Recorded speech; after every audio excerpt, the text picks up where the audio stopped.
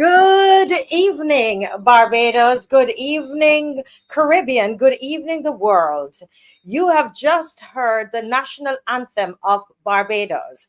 And I held in my hand the national flag of Barbados. And I just want to say happy Independence, Barbados. We celebrate the entire month as we did last year. We don't need the government to tell us that we can now celebrate independence. We have been celebrating independence, even though they didn't want us to celebrate independence. And I want to say happy independence to Barbados. God bless this beautiful country. And even as we are celebrating here in Barbados this entire month, we want to remember the country of my birth, Jamaica. We also want to remember Haiti. And we want to remember Cuba. We are all one big family. And how can we forget Guyana? And how can we forget Trinidad? Folks, this is a time where, indeed, we talk a lot about Caribbean unity, Caribbean solidarity. And, we really need that now. I know some of you want to donate to Jamaica. What I suggest is that you find a reputable charity or a church if you feel comfortable with a church. If you're interested in donating to Jamaica, please contact me and we will, align you with people that we believe are reputable people, reputable organizations, people that are friends of ours. And we do work together with them because at this time you have a lot of scammers who are out. All right. And so we want to make sure that your donations are going to go where they should go, and you should help. This, I'm not sure for Haiti how to donate for Haiti, which I don't want us to forget about Haiti. I see a lot of focus on Jamaica and not a lot of focus on Haiti. And, I'm a person, you know how I am. I don't like that kind of, I call it an injustice, really, because somehow Haiti, for a lot of us, is a step child or, not too really part of the family. Is that one member of the family that people want to disown? Yes. I saw people when Haiti was 25 persons who had lost their lives from that beautiful country, that we were mourning more for Jamaica when at that time it was 7. Now we're told that Jamaica's is 28. That was, I checked, was it this morning or very late last night?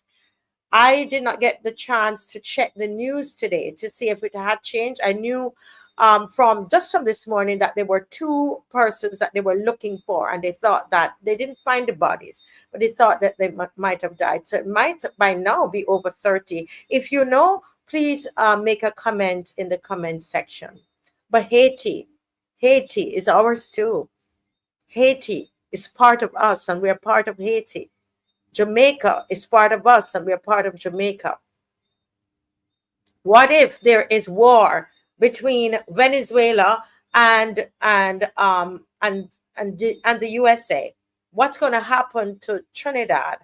Trinidad, who can the citizens in Trinidad can stay right there in Trinidad and see Venezuela. What about Trinidad? And I'm not talking now about Trinidad, about the leader, because a lot of times we get caught up in those things. I'm talking about the citizens of Trinidad, people, friends of mine who've called me and they are scared. What about them? What about those in Guyana who they were under Maduro's threats and bullying tactics for a while? What if war starts? What's going to happen with Guyana? And we pray for the people of Venezuela. We pray that there's no war at all. Really. That's what we pray for. But this, what a time to be living. What a time. Well, folks, you know, Jamaica has been devastated, Lucinda, Aline.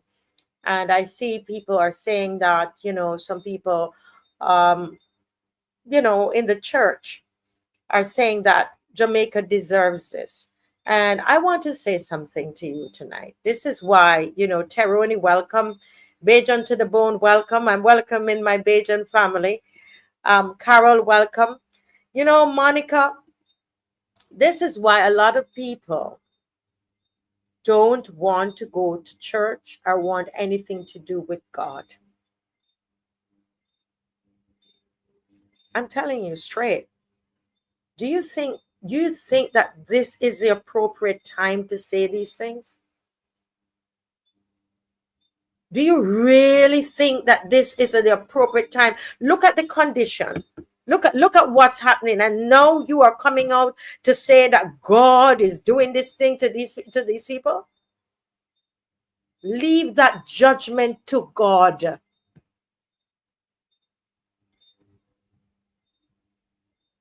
It lacks sensitivity. It lacks God's love. I'm not saying that the wrath of God doesn't come up against people, but let that be for God. Our response is one of love, regardless of the country. You know, Lori Bob, and I really hope that this is how that's the approach that we take towards each other. Because what if we were to get a hurricane in Barbados? You would want somebody to be telling you you've lost your loved one. Hi, Judy. I was thinking about you today, Judy. I need to give you a call to see how you're doing. That it is because of that it's punishment. You think that is it now is the right time to be telling people, help them get their bed out the water, and you can tell them that afterwards, but not now. You know, some of you are gonna come for me for that, but that's it. I don't subscribe to that kind of thing, Aline. I don't believe it's right. And we are doing a disservice to the church and to God when we behave in that way.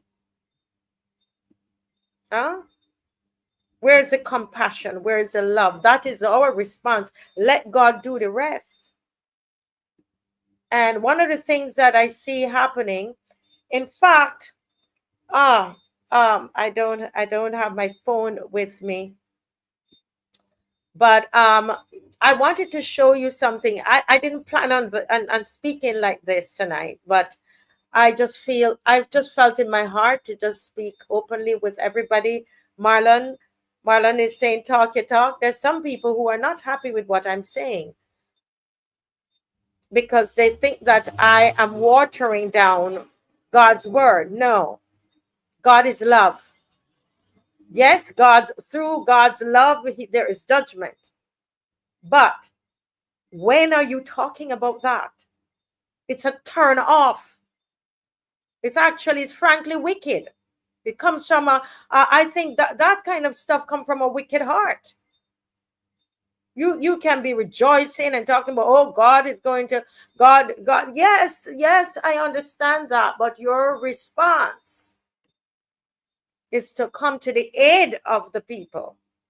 And I must say, I've seen lots of churches who are doing that. I've seen people from Barbados who are doing that. You know,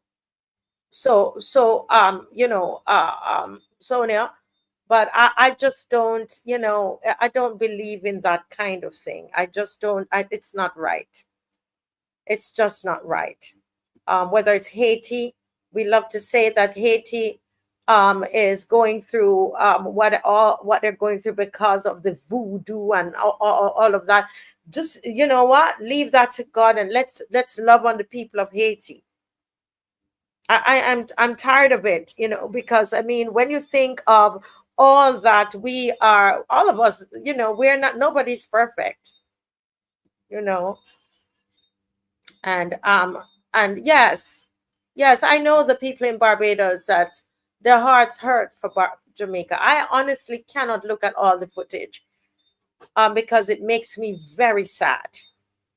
And and then when people are going to say these kinds of things, and you know, I will tell you this, that do you remember when those of you who went to Sunday school, where Jonah was sent to with a message to Nineveh, because Nineveh was involved in a lot of wrong things, living badly, wicked in their hearts.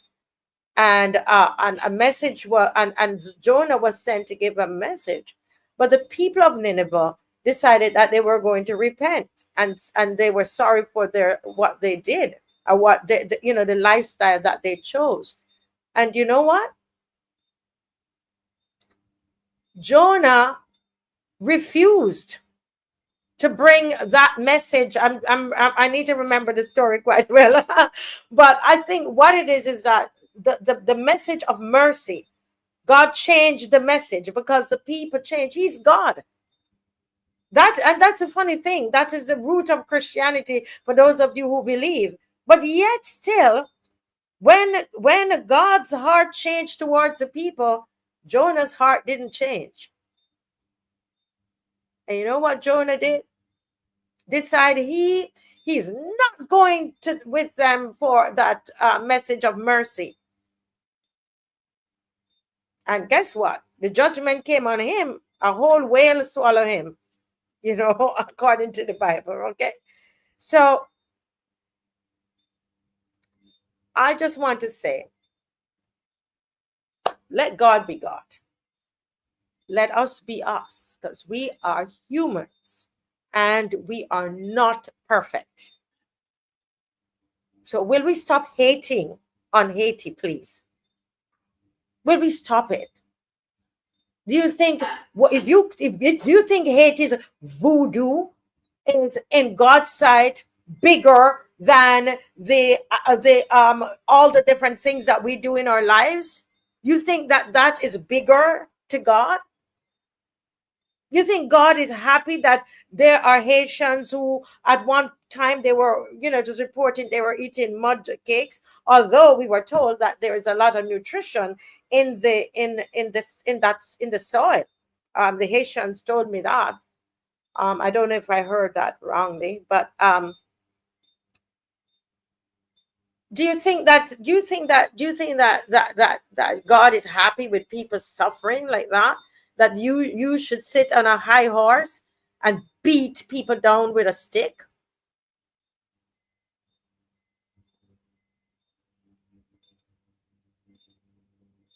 Yeah.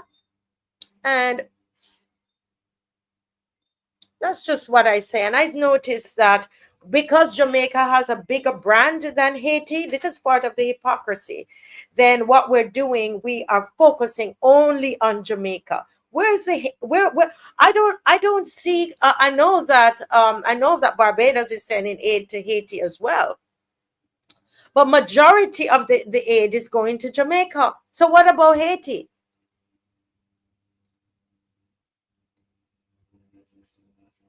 What about Haiti? But I didn't even come on to speak like that. But I'm gonna speak from my heart, you know. And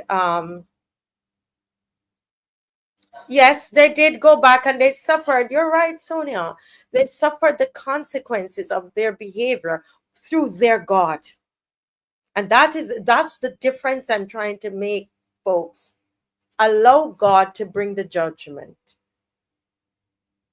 Allow God to be God. Our response is to love people. That's all. That's what he's called. That's it. We can't cut off people because we think that they have that they these are bad people. You might not believe it, but I do pray for the prime minister. I don't like her ways, but I pray for her. Pray for Barbados. Thank you. Thank you. Thank you. So there were no godly people in Black River, no godly people in Westmoreland, no godly people in St. Elizabeth. No, I don't. Mm-mm. And the reason we did not get hit by that storm, for example, in Barbados, because we have a righteous country, isn't it? You see what I'm trying to say? Doesn't make sense. So if you want to support the any of the Jamaica, Haiti, send me a message and I'm going to find out. I couldn't find any link of where you know, I know of Haitians in Barbados, but what I'm talking about is something reputable that you are not ripped off, because you have a lot of wicked people in this time that will rob from like this lady who is there who needs help. Okay.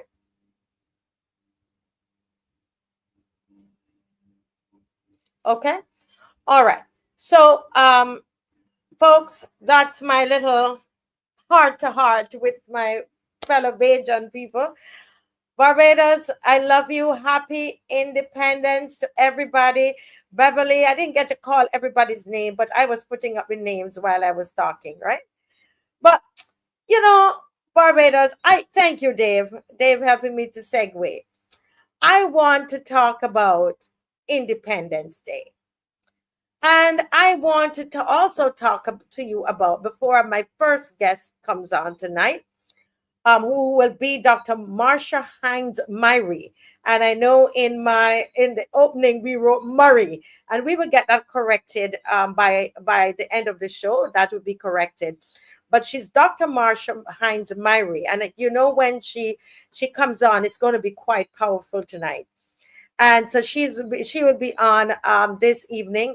And also Senator Ryan Walters. He hasn't been on with us for a while, and he has a lot of questions to ask this government concerning contracts that and companies outside of Barbados that it appears or alleged, it is being alleged that they're being offered government contracts and workers. He'll explain it all, and I mean, we're just no, we're not. You're on the loyal opposition. You know, we're not surprised. And then the former Senator Maxine McCLEAN, she's going to talk to us about the Barbados Rum Festival, Food and Rum Festival, some issues in culture there, and so we're gonna do that. Ooh. Oh, Marsha, you didn't. I sent it to the wrong person, Marsha. Right. So we're going to get that to you. If I could get yeah, we're going to get that link to you, Marsha. Something is wrong there. Okay, no problem. We're gonna send that to you very, very soon. Um, just give me a moment.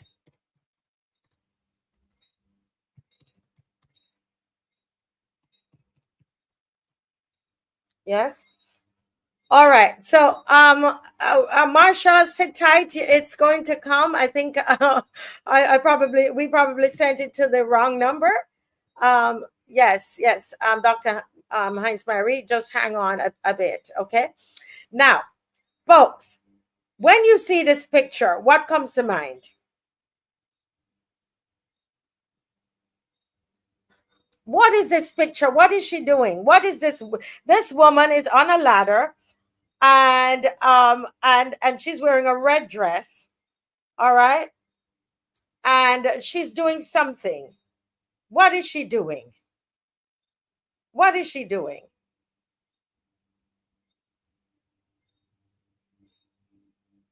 Anybody? We're having a little art class here tonight.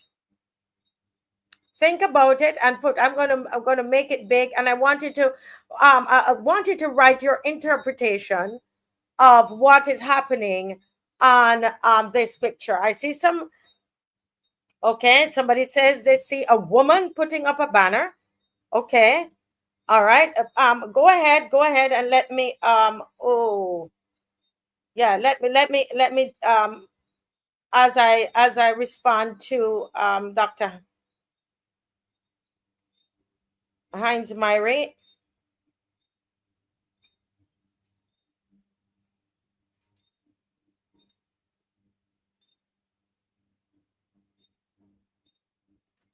Yes? Okay. Somebody said the scrapping of Republic Day.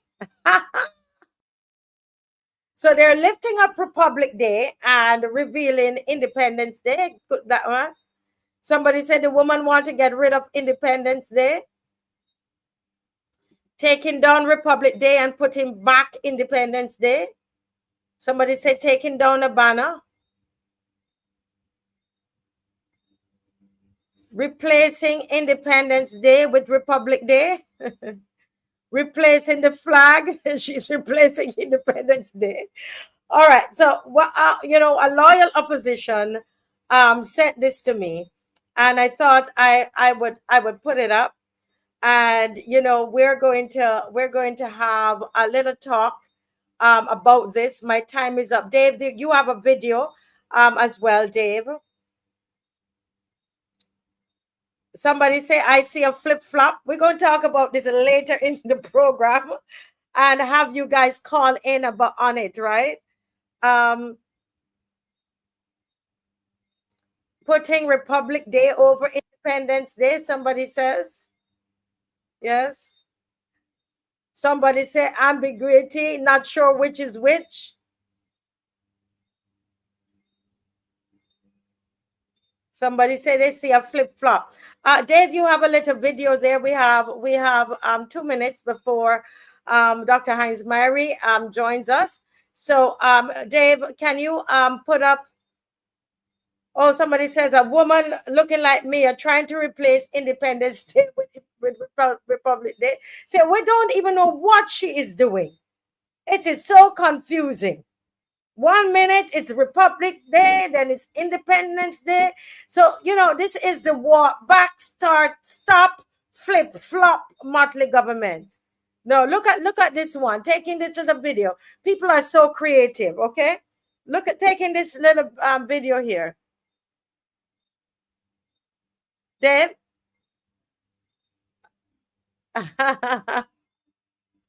Somebody says she's testing us.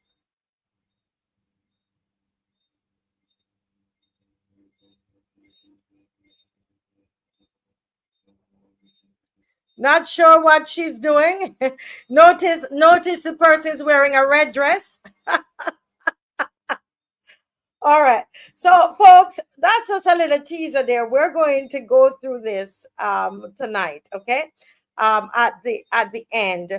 But at this point, let me welcome Dr. Marsha Hines Mary and my neighbor, who is my neighbor is 80 something, I can't remember, and a male, and he was, he really, really loved the session that the doctor had when she was talking about the male and female and understanding Barbadian male.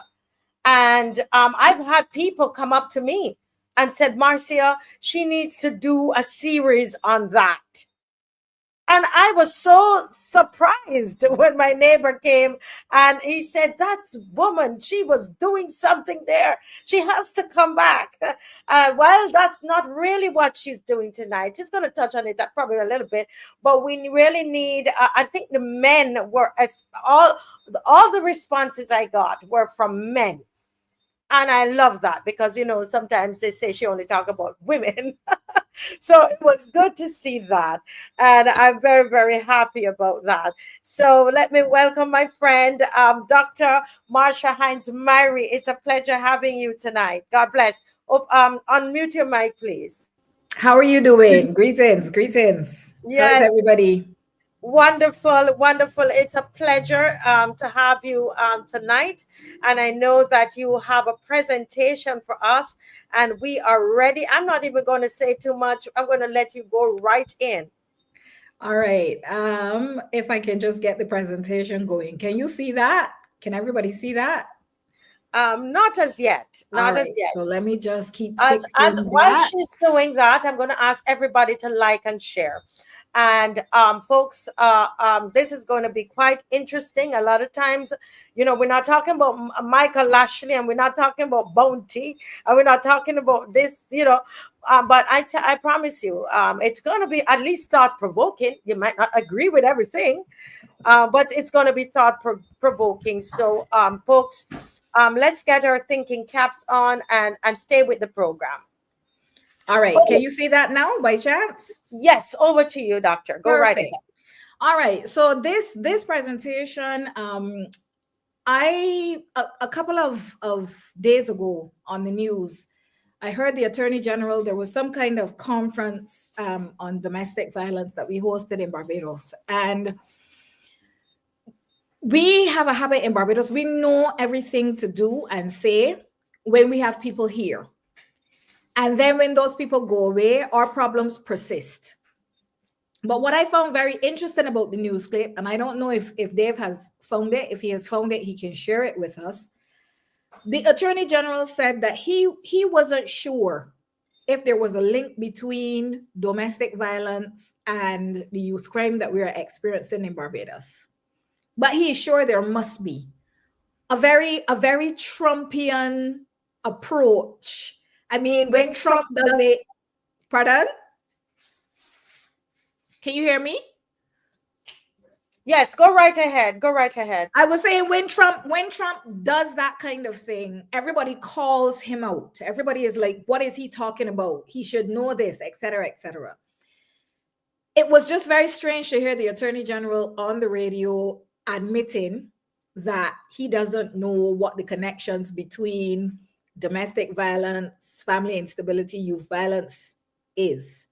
So I don't know if we found the clip, Marcia, or should I just keep going?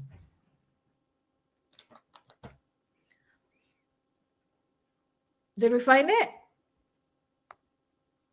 Can anybody hear me?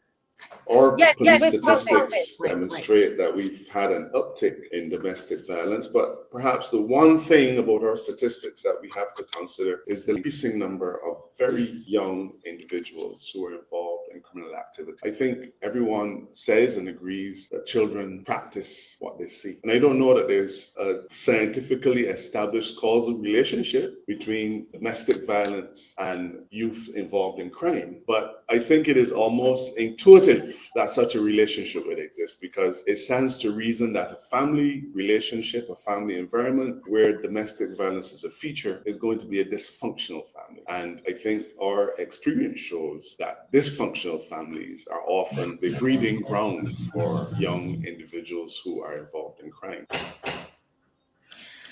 Now, you started the program tonight, Marcia, by highlighting the stop, hot and cold, announcements, but pull back after the announcements.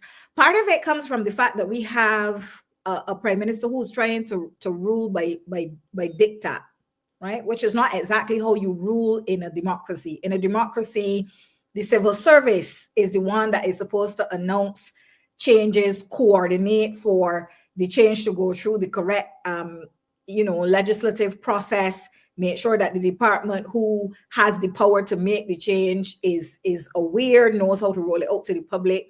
But a part of the rollback situation that we have in Barbados is that we have a prime minister who wants to rule how a monarch used to rule.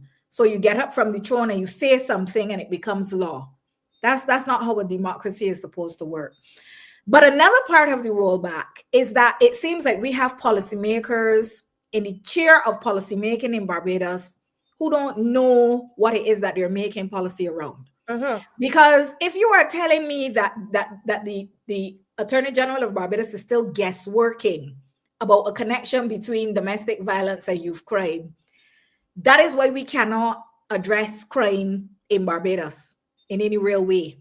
Because the Attorney General just admitted on national radio for everybody to hear that he doesn't have the understanding. He obviously doesn't know what to do because he doesn't have the understanding, right? So this presentation started to germinate in my mind then. I've also been watching the show and the work that you have been doing around the impending, it seems like, invasion or strike that is going to come against Venezuela, what is happening, the upheaval, the political upheaval in Guyana, St. Kitts and Nevis and what is happening there, as well as, of course, what has happened in Jamaica, Haiti, and Cuba with respect to Melissa. And I have decided to fuse the two presentations together because I believe that we are a people in Barbados who can walk and chew gum. So I'm going to talk a little bit about domestic violence and the connection to what we call dysfunctional behaviors, antisocial behaviors. But I'm also going to talk about what that does to us as a Caribbean region in terms of how we deal with adversity. So impending war or impending military instability is adversity. A hurricane passing through and ravaging is instability. So I'm going to talk about, I'm going to use the gender lens again tonight, but I'm going to use it in the context of talking about how we prepare for this adversity that we're facing in the Caribbean, because I didn't just want to come and put in a gender piece that wasn't connected to anything. It's interesting that you started the program the way you started it around the church. And you know my complications with the church. I'm not trying to change anybody's religion. But at the same time, as you started the program by saying, sometimes religion allows people to sit from a lofty place of judgment instead of trying to understand things in any different way. And so throughout Barbados, coming along, we would hear about generational curses, these families or these people who are troubled, and the idea that this happens because, this is this family being punished for something that the family did, quite in the same way that you were talking about how people understand what is happening in Jamaica. But as we have continued to do research about human behavior, and how human behavior is connected. So in other words, the fact that there is a link between what we call trauma and how people behave, increases in crime, but not just crime, increases in youth suicides, many of the things that we see in Barbados, not just Barbados, but across the Caribbean. So we now understand, and I don't know if we're having these conversations in Barbados, but we're definitely having them in Canada, in the United States of America, and other places where Black diaspora communities live. Trauma moves in the genes and the DNA. Just like, so, you would have a child and the child comes out and the child looks just like mommy, or the child looks just like daddy. And we are not unclear about why a child will look like mommy or daddy, right? We actually expect that. But we also inherit wounds and traumas in our bloodline. And that is proven research. Like I said, I don't know if we're talking about it in Barbados, but this is happening. And so when you're trying to understand people's behaviors, it is not even just a little boy wheeling through the streets and saying, oh, look at how he behaving, why he behaving like that. It is about understanding that his behavior sometimes is passed to him through genes and DNA. And it also mixes with what he comes to know in his childhood. So there are some people, the genes and DNA may pass through, and then because they don't have any, what we call adverse childhood experience, nothing happens. And the person is able to, not replicate the behavior that is embedded in the DNA. It's almost too like how they talk about cancer, and they say all of us have cancer.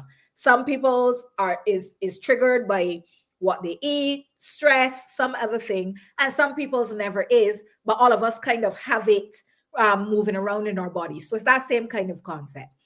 And trauma is maladjustments that the body makes to managing stress.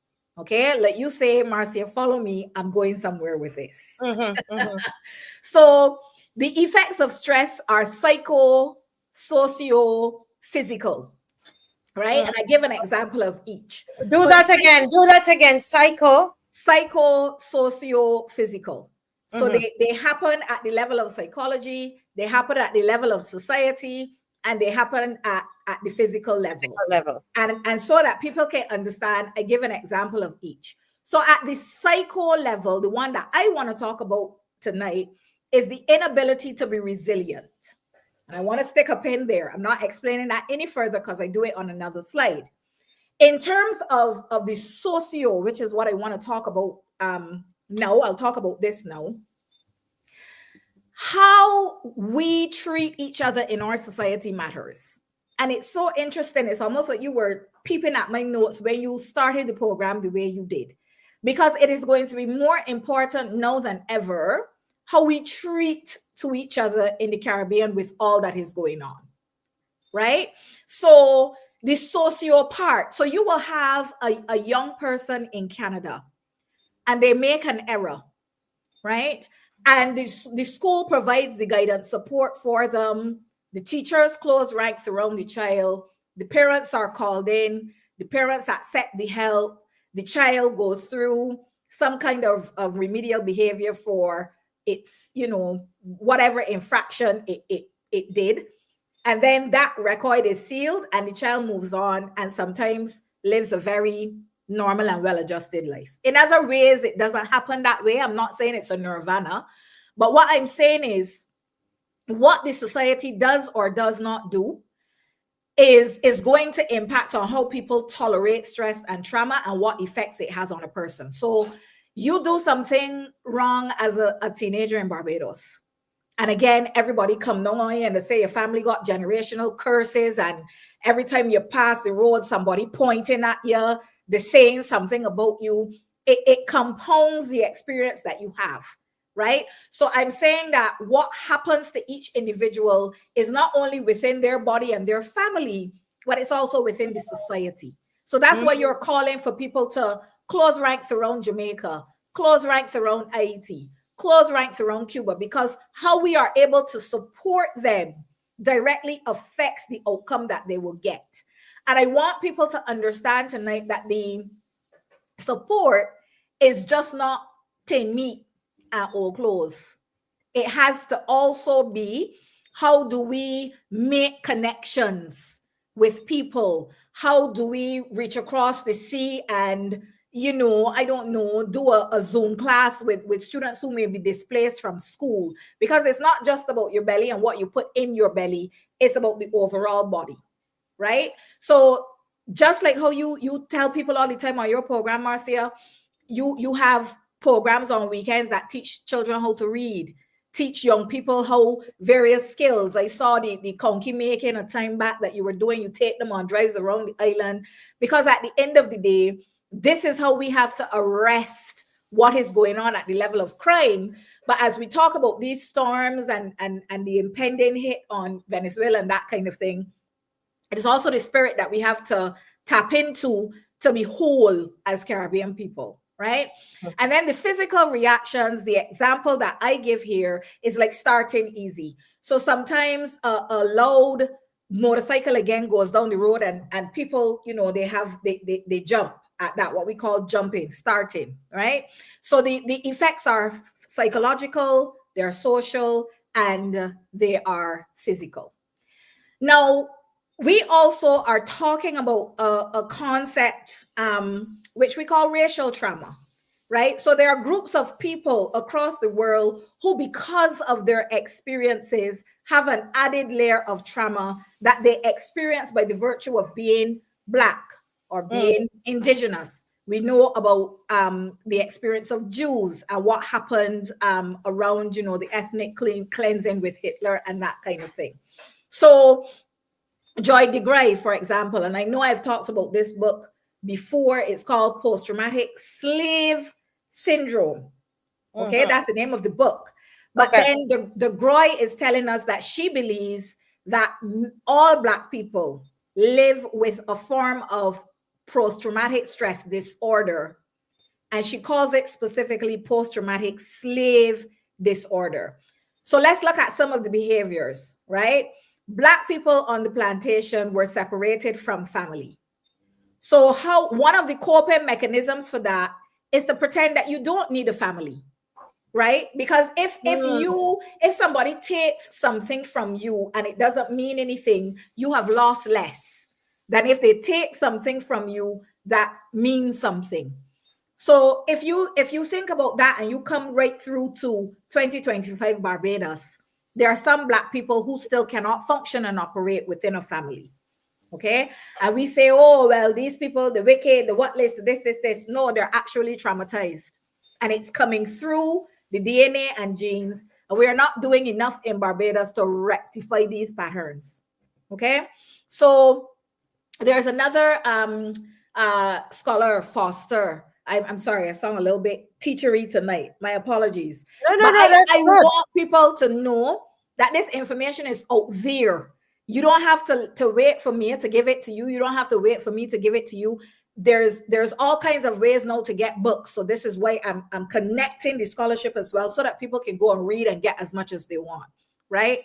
Foster does a lot of work with the experience of Black men and forced breeding. Now, you know, of course, they used to force us to have children on the plantation because it was more workers to work the plantation, right? So you have a man who is forced to have children all over. Like, just there were some men whose job on the plantation it was to just impregnate Black women for the purpose of, so they were called breeding horses, just like how you would have actual horses that you know Wow. are used to replicate to what do you say? Reproduce. Yes, thank you. So what happens is that men don't have an understanding of care and bonding with children. Okay. And these are the patterns that we are trying to address and change, right? But we have to first accept where we are. So if you have a situation where the young men in Barbados are not connected to a strong male figure in the family because of this racial trauma, then of course it makes sense that they're running around Barbados, looking to the gun, looking to drugs, looking to antisocial behavior for the attention that it gives them. That is not rocket science, right? And there are several people that write about those kinds of things. And then you may have, you know, men who are trying to be that kind of pillar for their children, but they construct love and caring for their children as control, right? So this is where you end up now with the tug of war between the parents, for example, at the point where the relationship ends, and this one want the child and that one want the child, and the child becomes in the middle of the two of them. And I say sometimes the child drops through the gap between mommy and daddy, right? So all of that comes out of, these are features of the post-traumatic slave disorder as the Gray explains it. And then you have, separating mothers from that should be children, which is something that was done to Black women as punishment on the plantation, okay? And the Gray says what Black women have become very adept at doing is that they make children, like they hide the child under the bed, then literally. The child can't talk, it's not to go outside, it's not to play, it's just to sit down and behave, right? You have a kind of a hyper parenting. Everything is checked, everything is covered down.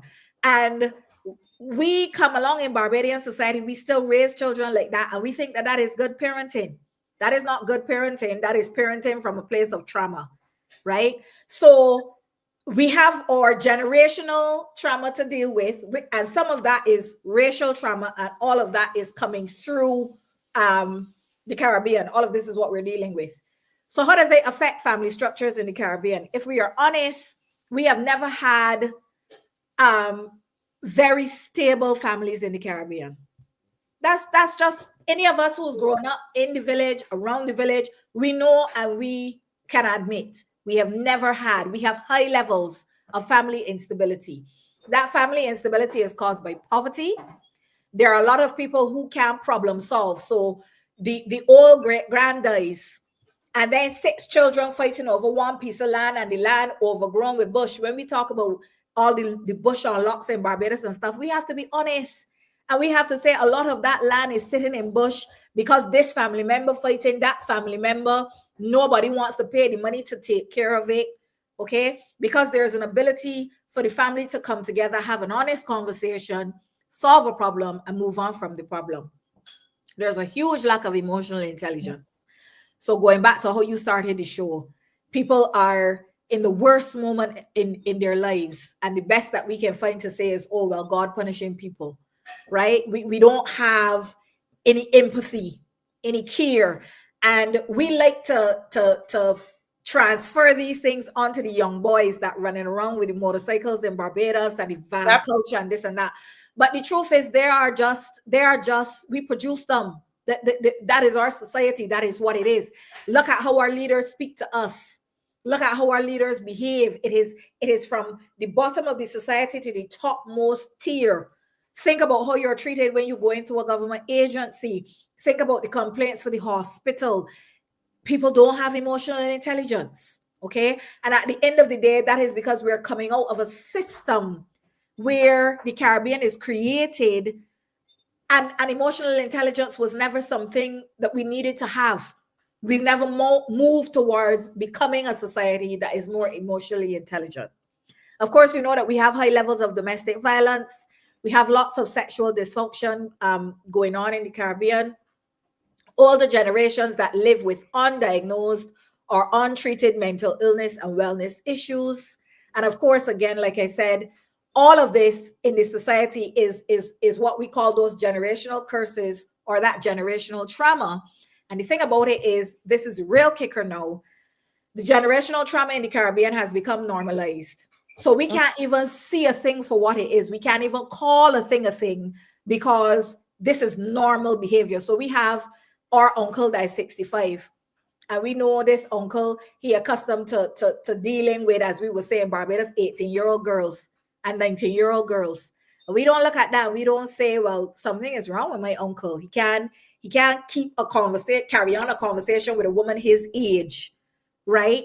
He depends on an unequal power balance, because a 60-year-old obviously has more life experience and everything than a 20-year-old. But in the Caribbean, that's being a sugar daddy, right? And up here where I live in Canada, people will look at you very strange. You would feel pressured to do something like that. I'm not saying it doesn't exist, but what I'm saying is it is a whole lot less acceptable than it is in the Caribbean. So this is the kicker here. When we talk about change in the Caribbean, a lot of our dysfunction has been normalized, okay? And I'm just going to say very quickly, of course, not assuming that people know, domestic violence is an umbrella term. So contrary to popular belief, when I talk about high levels of domestic violence in Barbados, I'm not talking about women beating men, okay? Domestic violence refers to any kind of financial, emotional, physical, or sexual abuse perpetrated against people related by affinity, which is, I love you, use my boyfriend, is your girlfriend, we in love now, we start a house, that is affinity, or consanguinity, which is blood, right? So when we look at the fact that there are many elders in Barbados who are not safe in their homes, pensions being stolen, care not being rendered, and that kind of thing, that is a form of domestic violence. But when we talk about that in Barbados, we separate that out and we call that elder abuse. Elder abuse is a form of domestic violence. And I suggest that we put it all together, because if we put it all together, we'll be able to see the true cycle of violence in Barbados from the cradle to the grave. Okay, so when the AG talks about him not understanding the link, if you don't understand the link, then you don't know how to fix the problem. That's all I'm saying. All right. Okay, why am I not able to move forward? Yeah, we're following good. We haven't been able to see your see the slides. We just seen the one slide. Well, on my what I'm seeing. However, it's been very clear. Don't worry. I'm moving all the time and thinking that you can see the slides. Okay, it's fine. Let me just finish up because I only have. Yeah, we're now seeing it. Oh, you can see it. Effects of resilience. That's interesting. Okay, all right. I'll just leave it in this view if you can see it this way. Yes. So remember I said that one of the biggest issues with this whole generational trauma and that kind of thing is what it does to us in terms of this quality of resilience, which is very, very important for us to stay healthy and happy as human beings, right? Resilience is basically the ability, physical and mental, to meet the challenges of life, find strategies and solutions, and move forward. So again, I know it best from the man-woman lens. Not to say we can probably find examples from other lenses, but let's just stick on the man-woman lens because that's the one I know best. So you say to your partner, well, sweetheart, the roof need a little flashbang because when the rain fall, I see a little bit of water run down the wall. What's wrong with you? You so miserable. You always bothering me. Don't stress out me. Stop stressing out me. And you are like, what is going on? This person, this man this is an example of a man who is lacking emotional capacity, the resilience to be able to manage the challenges of life. Whatever it is that has not been cleared, whether it is a childhood issue, whether it is that he is unemployed and is grappling with that, he doesn't have the emotional space to take on more. Okay, there's low resilience. Okay, so think now about what is happening in Venezuela. Think now about Jamaica. Think about Haiti. Think about Cuba. In order to be able to move on from those experiences of violence, you need to be resilient. Well, the challenge in the Caribbean is that, one, resilience is learned. It is learned. Like every other skill in life, it is learned. And we are not teaching, I would suggest. I know about Barbados. I don't know what Trinidad and Guyana are doing in terms of guidance and civics. So let me make this very Barbados specific now. We are not teaching our children in schools resiliency.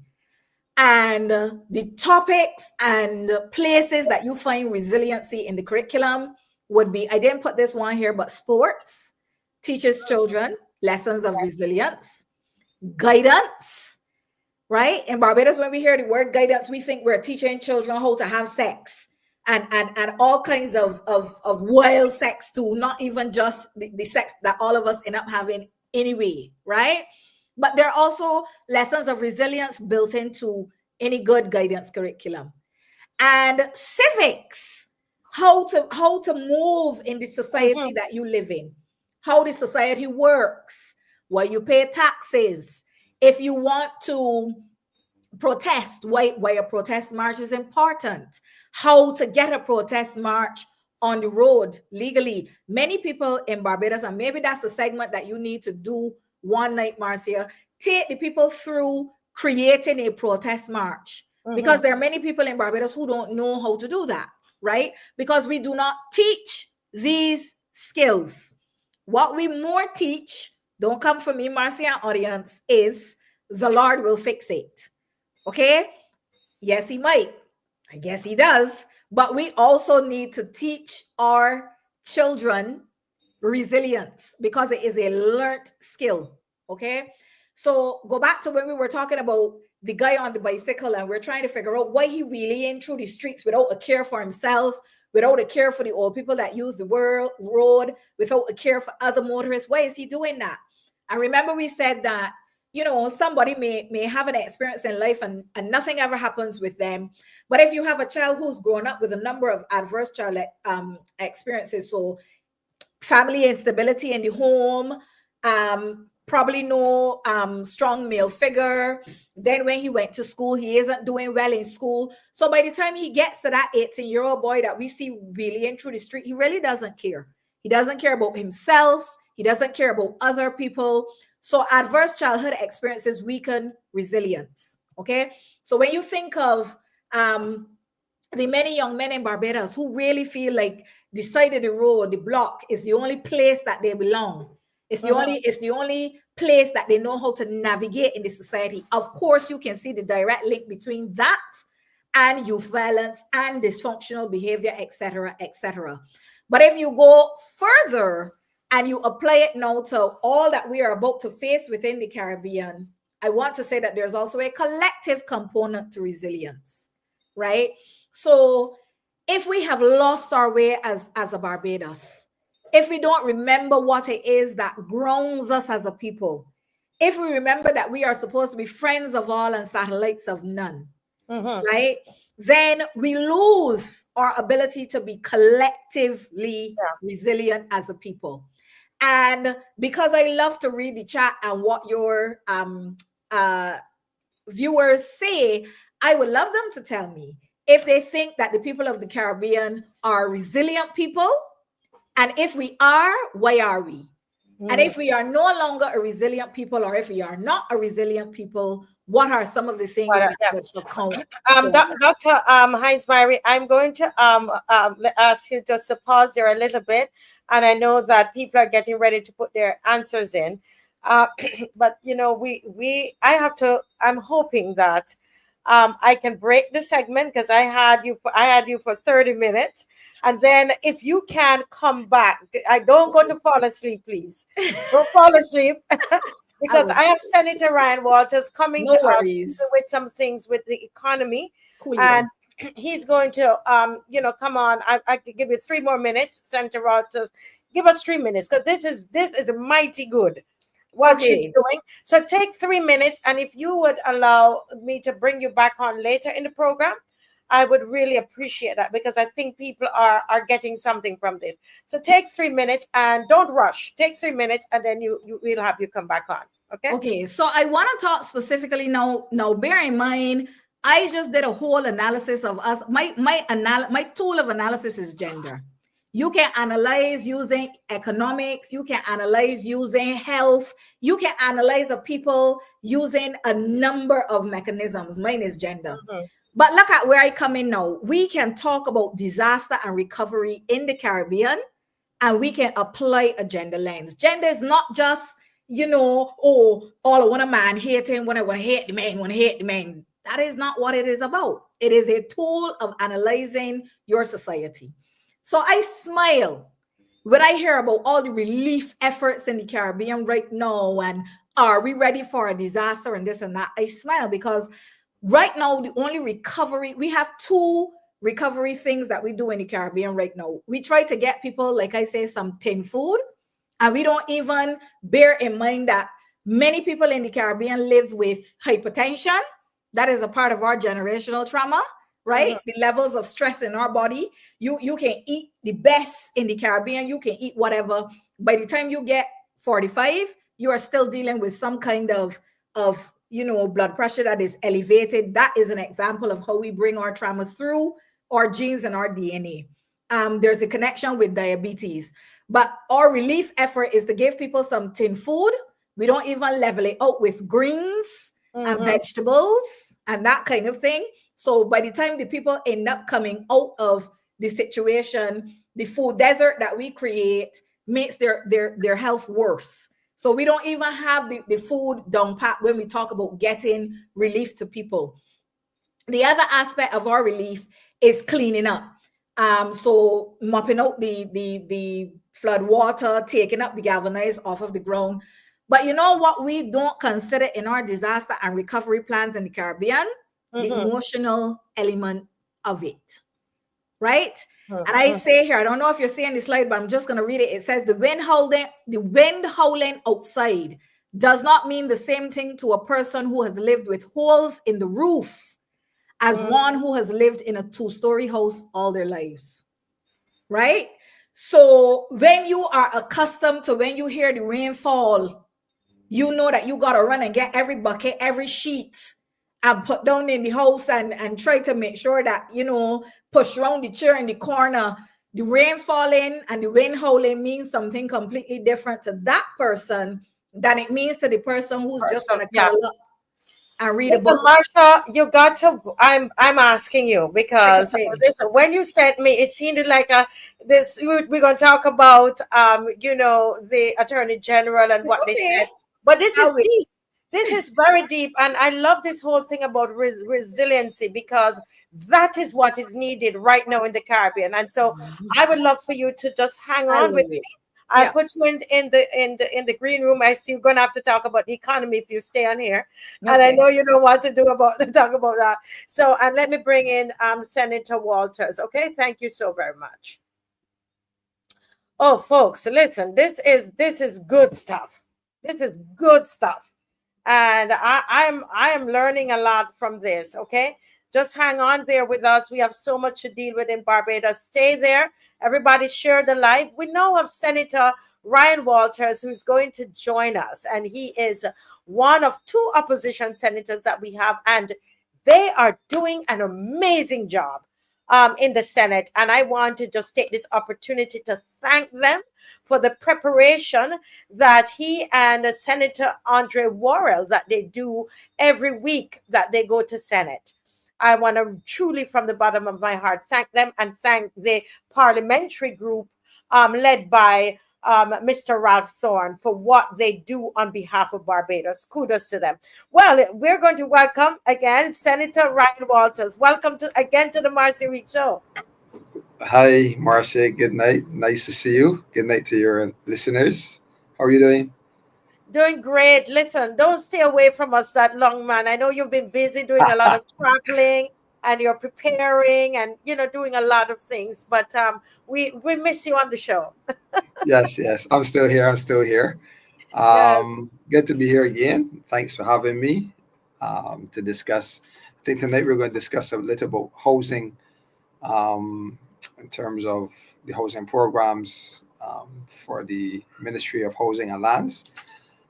So do you want me to start or do you? Well, go right ahead. Listen, we excited. We want to hear what is happening because since that minister was fired, Yes. and we haven't heard a lot of what's happening. I saw in St. Philip that they're putting up houses and they're doing all these different things, but we have not heard from that new minister of housing. So we are very, very happy to hear from you, Senator. Go right ahead. Yeah, all right, good. So I think one of the things that has happened recently is that I came across a video. Actually, it was sent to me a video on Facebook with a company with a guy who owned or manages a company that is building homes in Barbados. This is the video. We're not going to show the video quite just yet, Marcia. Yes. So it piqued my interest from the perspective of what he said, and it then really caught my attention that this gentleman is on the social media purporting to doing work for Hope, but yet we've heard nothing from the government about this arrangement or this supposed arrangement.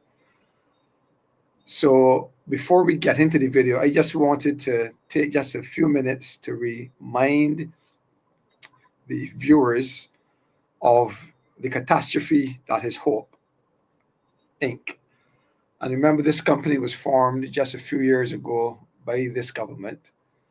And since its formation, we actually do not have any audited financials for Hope. So here's an entity that has been operating, I think, for about 5 years now or so, 4 to 5 years. And Barbados do not have an independent audit of the financial position of the company. It has not been laid in Parliament. It has not been shared on their website and has not been made public, if there is any. But for the years that they've been operating, which they should have been receiving annual audits, we have not seen any. But what is more amazing is that after the leader of the opposition raised these issues at Hope, is when Barbados was aware of all of the wrongdoings that have been happening at Hope in terms of the mismanagement of taxpayers' funds. And during his budget response, I think that was last year, when he uncovered the mess that is now Hope, we do not have a report as promised by the Prime Minister in terms of an independent report on Hope. But what we do have is that we have an assessment by the Auditor General, and I just wanted to share just a few of those highlights from that report, from the Auditor General's report, just to share with the public what is really the biggest concern is that Hope Inc. is still operating today, although we have no financial statements for the last 4 to 5 years from inception of its operation. We have the leader of opposition uncovering gross mismanagement and calling for independent audit by the Auditor General, which was completed. And the Prime Minister also responded by saying that she would also do an independent investigation as well. That has not materialized, but the Auditor General report has materialized. So I just wanted, I know sometimes the audience is not sometimes not aware, or they're just aware of little snippets that may come in the media. So I just want to take a few minutes to go through some of the highlights of the report. HOPE was intended to satisfy low-income earners and give them opportunity to own a piece of the rock, to own their own home. The maximum salary was about $4,000 net of income tax and national insurance deductions. Now that was subsequently raised to $6,000 a month.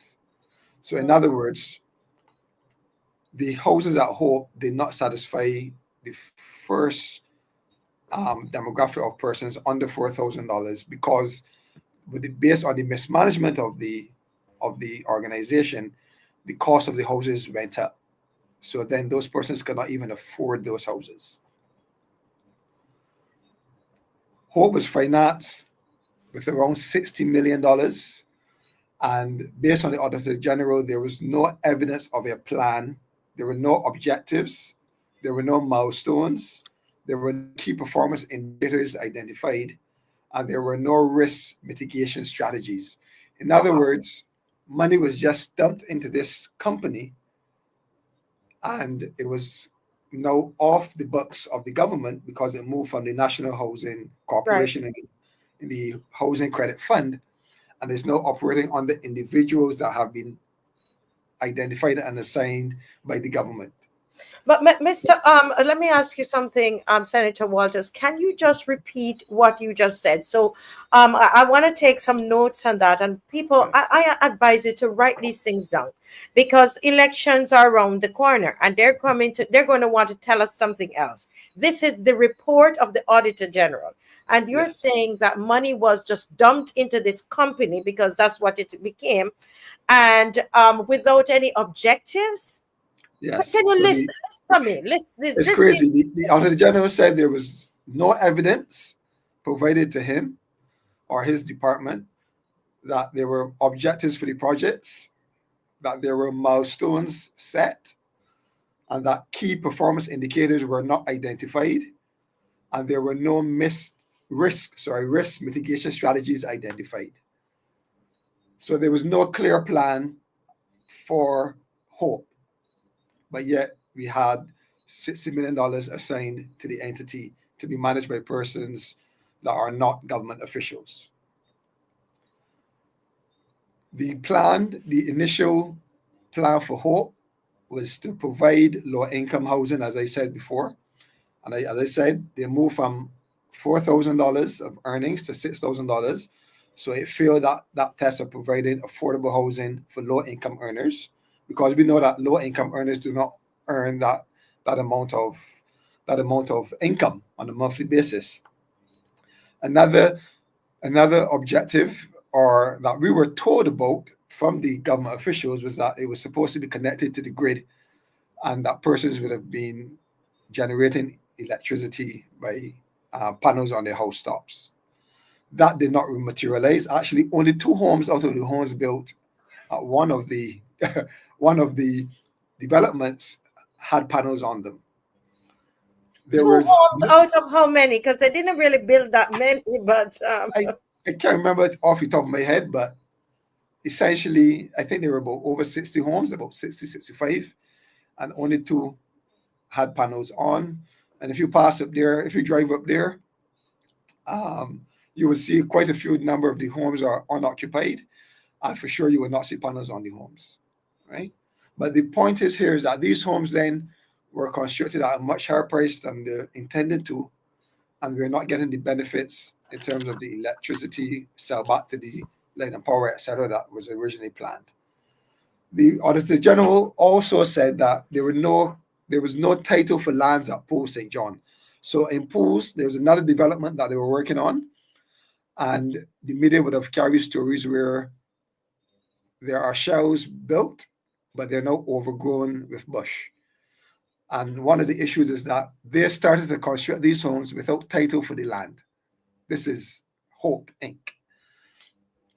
It also identified that the quality of the construction was poor and it lacked oversight and supervision from the management of Hope. So bad that actually 2 homes had to be demolished. Right? So there was no title for property that they started to build homes on. The quality of construction was very poor, so much so that 2 homes had to be demolished and rebuilt from scratch. Wow. And you're saying that they constructed the homes at a higher price than was originally budgeted. Yes, correct. And we'll get You into know that. what the percentage is? Okay, go ahead. You're We getting will into get into that. But the first signal is that you said, listen, we are building homes for persons that earn less than $4,000, right?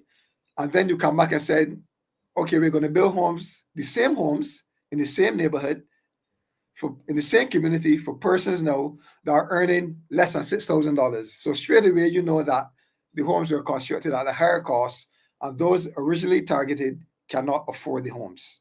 Right? So that's the first sign. No? The second sign is that they entered into contractual arrangements that committed the company to pay a contractor $64 million in precast structures. And the Auditor General noted that Hope Inc. had no authority to make that arrangement. Say that $64 again. million. Who did they pay? They paid the developer. They contracted a developer. They contracted a developer for $64 million in precast. Does the precasting? Precast structures, similar to what you're seeing on the screen. Mm-hmm. But the Auditor General identified that they had no authority to make that type of arrangement. Wow. Right? Now, you would have also read somewhere in the media, and some of your audience might have been aware of this, that this same contractor is seeking compensation for breach of contract. Yes. And I saw that in the papers. That is Mark Maloney. Correct. Yes. Yeah. Mark Maloney. Here we have a situation where they've entered into arrangements that they had no authority to do, and now they're in breach of those arrangements, and the taxpayers might be left to pay compensation to the contractor. But when we spoke about the houses being constructed at a higher price than was originally conceptualized, the Auditor General made a very alarming situation. He said that Hope Inc. committed to spending an additional $37 million by choosing precast structures over the traditional building with blocks. So in other words, where we would normally have our artisans going in and building blocks, cement, have the mixer out, have the laborers mixing and be pouring cement, and we have a nice team of young men and women in some instances, they chose to enter into an arrangement that I think that cost $30,000 more per home if they used the precast structures versus if they had used the traditional building with blocks. So again, you've carried up, you're building affordable homes. These are not homes to the rich and famous. These are affordable homes, and you have chose to make a decision to increase the cost of the houses, right? So those are critical things as it relates to even the simple mandate of providing affordable homes and saving taxpayers' money, but still putting ordinary Barbadians into comfortable living, right? But these were situations that have been unraveled by the Auditor General, not by any member of the Democratic Labour Party. The report is on the Parliament's website. The report is also on the Auditor General's, I think they have an Auditor General's website where you can download the report as well. But he went a little further, and I try to wrap up this section here. And he said that the government also decided to import hardwood housing, which is prefabricated houses now, pre-built, from Guyana, shipped to Barbados, and then local persons will build the foundations and do the installations of those houses, the assembly of those houses. The Auditor General said that the company that was chosen, Barbados was its largest client, and there were no other clients on record that they could have found that had a contract with this company in excess of $100,000 US. So in other words, the government contracted a company that seemed to not have the reputation of doing what they wanted to do, and committed millions of dollars to this company to build homes, put in containers, and send them here to be assembled. You see, so a lot of mysterious things have been happening under this hope, and that is why the leader of the opposition, the Democratic Labour Party, has been calling not only for investigation but for hope really to be shut down. But what happened now is that for those wooden houses that came in, Marcia, the Auditor General said that it would cost $125,000 more per house, more than originally planned. $125,000 more. No, sorry, let me rephrase it. He said that based on the new cost of the houses when they landed and when they start to assemble, each house will lose $125,000 if it was sold at the original price that the government said it wanted to sell these houses to low-income earners. But remember, these are board houses. Don't mind the fancy talk about prefabricated. These are board houses. And the government and Hope will lose, and taxpayers will lose $125,000 per house once they're completed. This was the assessment of the Auditor General. So we know that 11 homes were done and handed over. And if what the Auditor General has reported is accurate, you are talking about a loss of $1.3 million on those 11 homes alone. Marcia, this government committed to import 350 homes from that company. This is very bad. Extremely, extremely horrible. All right. So there's some more stuff in there, but I want to get down to, because I know time is flying. But then we have a company now who is masquerading on social media and saying that they're going to build 86 homes for Hope. So if you show the video so your viewers can hear what this company is advertising that they're doing for Hope.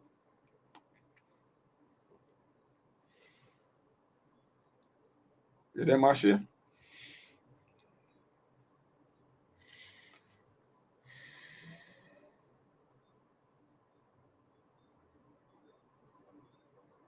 All right, so till Marcia comes back in, this company is saying that they're going to do pretty much steel frame homes. Okay, go ahead, Marcia.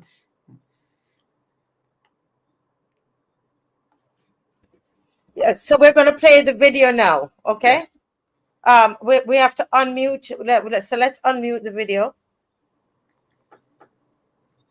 Modular Builds Barbados, and we're in St. Lucie this afternoon, where we are building 86 houses, affordable 2 beds and 3 beds. So behind us we have a 2-bed house frame which we started about an hour ago, and as you can see we're nearly, I'd say about 70% done with the frame. So this is galvanized steel which is coated in something called GR90. It's sea salt resistant. I'm not going to say proof because that's not the right word to actually say, but it's anti-rust corrosion resistant, which is great because we have obviously the sea salt here in Barbados. But yes, we got a great development going on here. We're very excited as the houses go up very, very quickly. So in about 10 days from now, this house will be fully complete and ready to hand over to Hope. And yeah, we're very excited to be in Barbados. So the foundation, as you can see, that's what takes the actual longest here. So that took us about 3 weeks. We have to give it about 2 to 3 weeks to cure the slab. So what we've done in the meantime is we put the frame up, but we're not going to anchor down the frame as yet. So this house, where you're at now, where you can see it, is at framing stage. Straight after this, we'll be at cement board stage. Then we liquid glue the seams, do a trowel plaster, put the roof on, and then we finish with the electrics, plumbings, and finishings inside. So to answer your question, Zach, it would probably take us about another 10 to 12 days from today to finish and hand over this house. And that's how it works. Very cool. Where did you get the idea from? Wow. So we started back in London. We have a factory in London. We have a very big factory in Guyana. I've actually moved from Guyana to Barbados now to open up the factory here. So we started this about 4 or 5 years back, but we just entered the Caribbean about 2 years ago. So it's not, see, what people have to understand is it's not new technology. It's actually quite old. It's about 20 years old. It's just not used in the Caribbean because a lot of people are scared of the hurricanes and the tropical seasons and the sun. Is the sun going to corrode the steel? But it's been proven that this galvanized GR90 graded steel doesn't rust. It can't rot. It's got the same strength as concrete, if not more. It's a lot more lightweight. It's a lot more cost effective. And the speed to build these houses are 100 times faster than blocks and cement. So we've been going a couple of years. Like I said, we've got a factory in Guyana, a huge one. And we've got a lovely big factory here in Warrens as well, Cane Gardens. And this is actually the first house that we're putting up in Barbados. So yeah, we're, like I said, we're very excited. The whole team's out. As you can see, just over there, we've got more foundations dug out. 8 beds. So yeah, we're excited. You know, it's a great technology for the country, and what's even more important is the fact that we're delivering on these houses at such a rapid rate. Like these 86 houses will be done by the end of the year. I don't know any company, you know, in the Caribbean that can deliver that fast and this much quality of work in such a short space of time. So that's where we are, Zach. Cool. So hi guys, I'm Hardy. Yeah. So Marcia, this is nothing new to Barbados. The government has already imported steel frame homes in a similar program from China back in 2021, if you could remember that, Yeah. after we had the freak storm, right? Yeah. And let me give now your viewers the report from the Auditor General, a summary of the findings from the importation of these same steel frame homes. And then we can ask some critical questions to this gentleman and to the Ministry of Housing and Lands. The initial cost of that project was supposed to be $22.59 million. So $22.5 million was the original cost to bring in 150 steel frames and assemble them and transfer them to home ownership for Barbadians. It actually cost the taxpayers of this country the $22.5 million plus another $23.6 million in cost overruns. Right. Wow. Which is more than it cost for the original project. Normally we're accustomed to 10%, 5 to 10% in terms of cost overruns, etc. But you're talking about 100+%. More than 100%. More than 100% that Wow. have cost taxpayers on this project. When at that time, Barbadians were crying out to give this work to the small contractors and artisans in the country. I remember that. Because it happened in a time where the economy was down, we were recovering from COVID, and we were rebuilding and reopening the economy, and we needed work for our young men, our young women, our small contractors who have had the experience. So this is not new, but the government's track record has been horrible.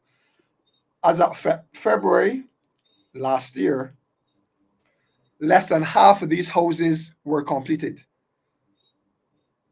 So you're talking about almost double of the money that was budgeted spent with only half of the houses completed.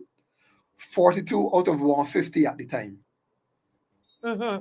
As we speak, somewhere in St. Philip, there Yes. are containers with these frames and structures loaded into. There is a factory that was, I think, commissioned to help with the assembly of them. Yes. But all that seems to be at a standstill. And the new Yes. minister of housing, Actually, grass is growing. It's just thrown down, and we exactly. have some pictures. I know Miss McCLEAN had Okay. given us some pictures of it. Yeah. Yes. So these are questions that the new minister has to address. You can't gloss over the fact of the first minister failed, and there are significant questions of financial mismanagement and corruption. But we have to continue to investigate and ask these questions, especially seeing now that you have steel frames still in containers. You have less than half of the houses being built, and you're doing a similar project, and we do not know how much money it's costing. We are not even aware, because if I was to manage a project like this, for example, or even you, Marcia, and you have had some hiccups in the initial project, but you would have still had structures, etc., you would seek to reuse those structures. Mm-hmm. Because the point is that you are going to save taxpayers' money by reusing some of the structures and using them in this project. Is that the case? It doesn't sound so. The Because they're gentleman is using saying, a different model. Because right away I'm wondering, so what's going to happen to the ones at Hope? Are we going to abandon those to the grass and all of that now? exactly. It's And they have just, already been abandoned, and we're moving on, but we're moving on with hundreds of millions of dollars burdened to taxpayers. That is the issue. The mm, issue is that this government continues to misuse public funds and squander our taxpayers' dollars, especially under the National Housing Corporation, or sorry, under the Ministry of Housing, and specifically under Hope, which we are calling to be closed until further notice. until further notice. Right? Senator, we have another 2 minutes in this segment. I'll give you 4, because I'm just going to use a half a minute to say something. That what is so sad about this? I remember when I went down to Hope House, where the the frames that's there, and you know what struck me, Senator? It's just that, oh, what a great idea this was, really.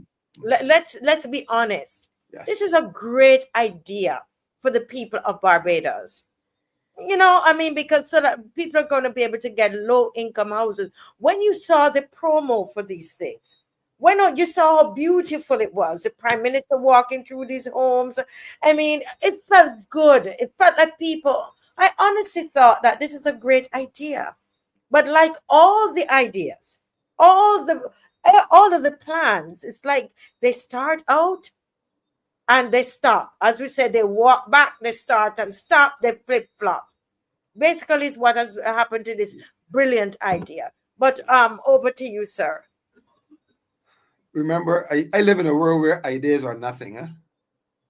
But execution is everything.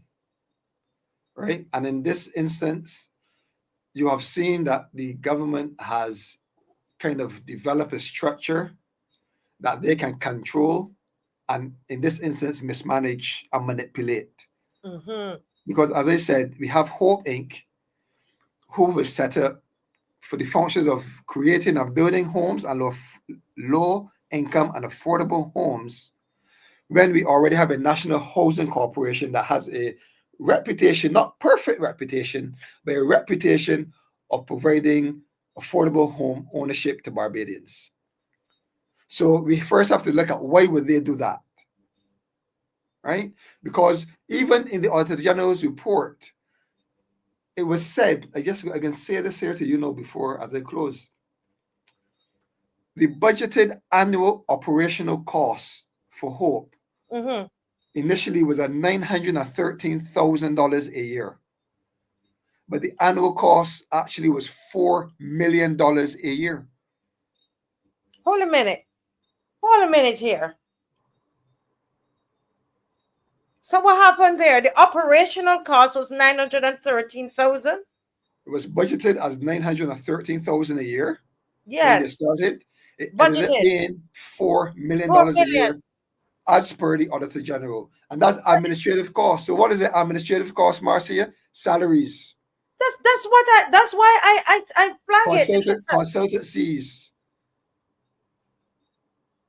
writing No, this is and the crazy. other things. Barbadians, are you hearing this? The budgeted operating costs 913,000 year per year, and they're saying the actual is now 4 million, and operating costs, as the goodly senator has broken that out for us, administrative costs we're talking about, that includes salaries, And consultancy fees. consultancy fees. Yes, it includes electricity as well, or rent for those who want to pick up what we're saying. But The bulk clearly, of that is going to be clearly salary. it wouldn't come up to $4 million, you know. So I said the intent of why a government will set up that company is the first issue. The second issue is that they continue to ignore the cries of Barbadians as it relates to hope. The Prime Minister refused to do her independent assessment as she said she would on the floor of Parliament. They ignore the contents of the Auditor General's report. They ignore the realities that Bajans can see when they pass pools, St. John, when they pass St. James and Vesper Gardens, and they have now moved on to spend more of taxpayers' money, which we do not know how much they have budgeted for per home, how much this company is getting, what is the real commitment that taxpayers have been assigned to in terms of hope, because taxpayers are funding hope. Hope is not a private investor who has come to Barbados to say he's going to put $50 million into housing and get a return. It is taxpayers' money. It is only being managed by persons outside of government. So it is not, in my assessment, it is not even a true private-public partnership agreement, because the only investment is consulting fees and management fees. Wow. We're not aware that other persons have put money into Hope and are expecting a return for it. So the money is being mismanaged. But this government has swiftly moved past all the concerns that Barbadians have laid, the Democratic Party has laid, and every right-thinking person made an assessment about Hope already, and it needs to be shut down. You know, what's going through my mind, and again, we don't have enough time, but as some of the viewers said, Marcia, we move on too quickly from things. And I want to, Sarah, I want to invite you back on the program very soon, to come back, and what we're going to do is to I'll send them to you, and we're going to create some some graphs and some visuals then. Some visuals. I think we need some visuals, Senator Ryan, because this is a scandal. This is a scandal that they want us to gloss over. We're going to take our quiet time with it. I promise you. We're going to do a research. We're going to research on this new company. I promise you, we're going to look at it in Canada. We're going to find out what happened in Guyana with them. When did they register in Barbados? I want to know that. September of this year. I saw that when I just did a little bit of research. I saw that they registered September 25th. Yes, of 2025. Of 2025. So we have to look a little bit more into this company. We're going to go and look a little bit more. But Senator Ryan, oh goodness, just like the session we had before, we have to break, we have to go. But promise me, sir, if you could come back even tomorrow, that would be lovely. I know you have a busy schedule, but seriously, if you can, we'll make a space for you, or on Wednesday, okay? But we don't want to keep it so far apart, because so that we can follow along. So just let me know when it's when you can, okay? I will, no problem. This is a scandal, sir. Thank you so much. Thank you. You're welcome. And I hope, guys, you will be, joining back whenever he's on to hear his complete presentation. Thank you so All right. much. You're welcome. And good night to everyone. Bye. Yes, God bless you. All the All right. best. And congrats to your son. It's your son that got, which one got an award for common entrance? For my daughter, yes. Your Yes, daughter. yes, yes, Your yes. daughter. Yeah, thank you. Congratulations. What award was that? I think she was in the top 10 for the results for the common entrance. Yeah. Wonderful. And you're a busy man, and it must be your wife. Tell her, Yeah, tell her thank you. congrats, and keep up the good work with your family and everything. God bless you. Thanks a lot. Okay, have a good Yes, night, wonderful. everyone. Yes, Bye-bye. wonderful. Oh my goodness, what a night this is. What a night, what a night. We're due to have Miss Maxine McCLEAN is going to join us, and I'm hoping she will join us in this segment with Miss Myrie as she closes off, and we can have just a general discussion with her. So Miss McCLEAN, if you're listening, please join us, and then you are going to continue your session afterwards, if you're able to. All right. Well, thank you so much. Well, let's jump back in. Oh boy, we're going from one thing to the next, but this is so important. Let's jump back in with Dr. Myrie Hinds. You can unmute, please. My apologies. They're all connected, Marcia. So again, let's take it from the angle I know best, single mothers. If you're talking about building low-income housing in Barbados, disproportionately, you're talking about housing women and children, right? Many of whom can't afford more than $850 as a rental. I would say between $850 and $1,200 as a mortgage, right? So then you are stealing through corruption and nefarious means. In the context of housing projects in Barbados, you're stealing from the women and children of Barbados. Less. It's the same thing, right? This is why I say it's important for us to not just consider these problems as economic problems, but also to be able to understand how they impact people. And we seem to think that children in Barbados is some kind of category that doesn't include men. Boy, children up until the age of 18 are usually the charges of their single mothers in Barbados, right? So when you're talking about the fact that you're displacing children, go back to the adverse childhood experiences. Go back to the example I gave when you tell the man, the roof there, the water running down and he blow up at you.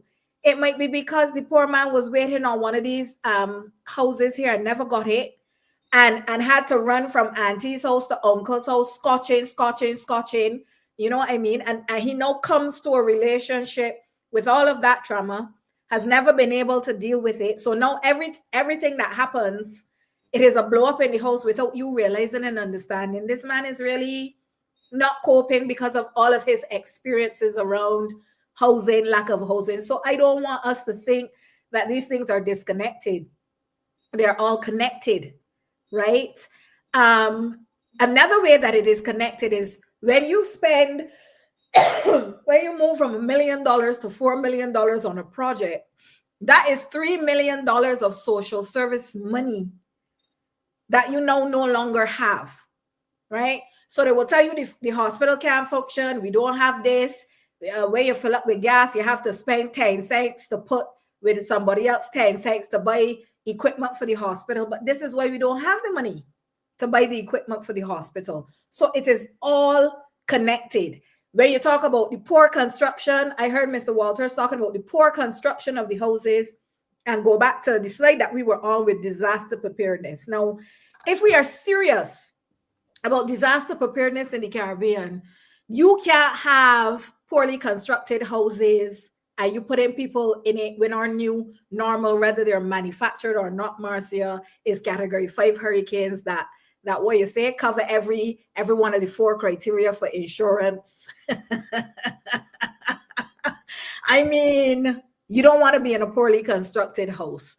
But what you also don't want to do when we're talking about disaster recovery, like we were saying, is only have a disaster management plan that is grounded in getting people tin food and getting galvanized and stuff like that off the ground. What we need is a strong and catered trauma-informed disaster management plan. And I have never heard anybody talking about trauma-informed services. So now that we understand more about trauma and how it affects and impacts all of us as human beings, especially, like I said before, the Black community being one of those groups that, because of our historical experience, faces racial trauma, right? I have never heard anybody talk about disaster management in the Caribbean that is trauma-informed. And it needs to be. Because if you want to make sure that your country does not break under the weight of a disaster, you have to cater that plan to the people that the plan is being made for. It is not like you can go, on somebody else's playbook and just take out the disaster plan and bring it and drop it in the midst of Caribbean people. It doesn't work that way. We haven't done the work either before the disaster and definitely know that we are in, this war, this natural disaster climate in the Caribbean. We're not talking about therapy. We're not normalizing therapy and going to therapy, be that individual therapy, community therapy, family therapy. So when you are talking, I think one of your guests on this show, I think I heard it on the show, where you were looking at different strategies that you can use for communities affected by crime. And one of the strategies that you can use is community therapy, right? People know about individual therapy. People know about family therapy, perhaps. But you can bring that entire community together and help to rebuild and reshape the norms, the values, and address the conflicts that people had. And I think this is one of the strategies that they used. I think it was New York. I don't remember where exactly, but this is one of the strategies. And the people who were administering the therapy were actually trained within the community to provide those services in the community.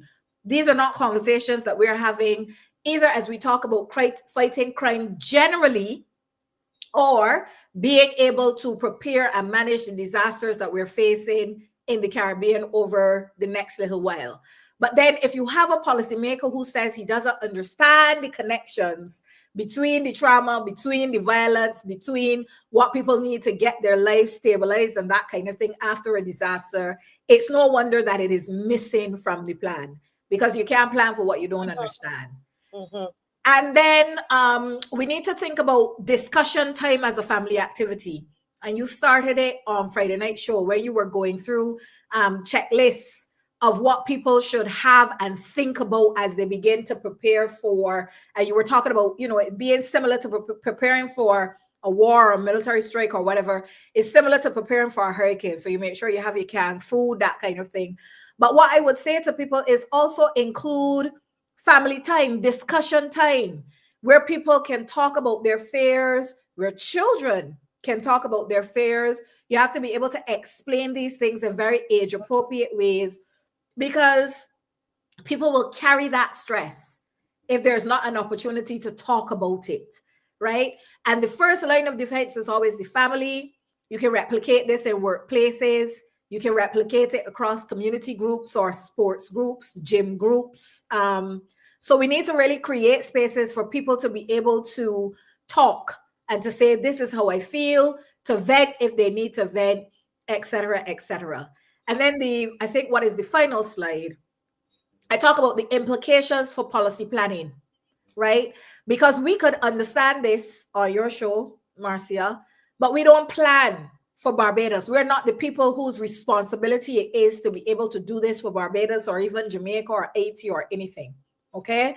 So we want to make sure that our policymakers are clear that recovery in the Caribbean is more than food and clothes. Okay, we want a mental health plan that outlines what is going to happen in the first hours, days, months after the event. And if we have it, then I believe that we should know as the public. Don't wait until we are actually in the crisis to explain to people and tell people, like how we have the advertising that says that the category 1 shelter is XYZ, the category 2 shelter. Tell people. And if you need mental health services, these will be offered at the shelter at the community center. Don't let's wait until there's a crisis, right? Because people need that support and care immediately. Some people were talking about the reckless things that people were doing in Jamaica. They were walking on the seawall, this. But when you have gone through something like that, people handle shock and stress differently, right? Some people just begin to work off fight or flight. Some people begin to, like, you're just in a shocked state, right? I saw this one picture. You know, you have to be careful with AI. So let me say that right off the bat. I don't know if it was real or if it was AI. But there was this guy during the hurricane. He was on his roof trying to like kind of hold on to some of the galvanized. That is shock, right? Like that is not a rational process. And that is what happens to people when they're dealing with an event like this. So we can't wait until the thing happens to then be telling people when people are shocked and awed and all of this thing, here is what we need to do. We need to have that conversation happening way beforehand. We need to have it in schools. Like I said, we need to have it in community centers. I don't think we're doing any of that in Barbados. I could be wrong, but I don't think we're doing any of it in Barbados, right? People need access to affordable therapy because some of it is going to come out of the hurricane. But like we said before, some of it is there. So when we look back at that question of resiliency in the Caribbean and whether we're resilient or not, I think the answer is yes, we are. And yes, we also are not, because we are coming in with so much generational and historical baggage that anything that happens in the Caribbean, I'm going to say it's going to really destabilize us, because that capacity that many people need to be able to manage what is coming on top of the poverty, on top of the family instability, we just don't have it. We don't have it emotionally. So if you understand that this is where we are, when we are dealing with making a disaster management plan, these are things that we have to consider, right? And apparently these are not the conversations that are going on around the policy table in Barbados, and it is concerning. Establishing additional community resources to enable neighborhood resilience, okay? And this is where, because, you know, people will ask, but who is this Marsha, what she is? All I am is an advocate. I'm a domestic violence advocate. Right? And out of that training, I'm able to do this work. I don't have, this is not like, yes, it is an area of research, but it's not my substantive area of research. This is my community work, right? And so what I'm saying is that training can enable the community to be able to come together and make its own resiliency efforts more coordinated. You don't necessarily have to wait for the government or the prime minister or any of these people. We can begin to construct these plans in neighborhoods across the island, right? So that people in their little pods are able to address their own needs and their own concerns. And the final thing that I would say is, obviously it would help if we have policymakers who know and understand the phenomena that they are trying to fix.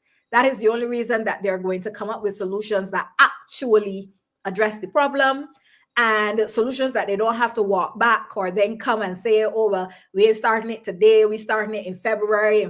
Oh, don't bother. We ain't doing it at all. You don't have a whole set of steel that you've bought and it's there sitting down, and now will not be able to do housing, and now you have to pay somebody over to do it again. It is all the same problem. I want people to be able to think and understand that, whether we're talking about social services, the economy, whatever it is, at the end of the day, if you don't have people who take the time to understand and know what it is that they're trying to do for the island, everything is going to be for naught. So I'm sorry I didn't stick to topic. No. Really This is brilliant. This is brilliant. And I'm here saying that, you know, wow, there's so much that needs to be done in terms of policy, at a policy level. And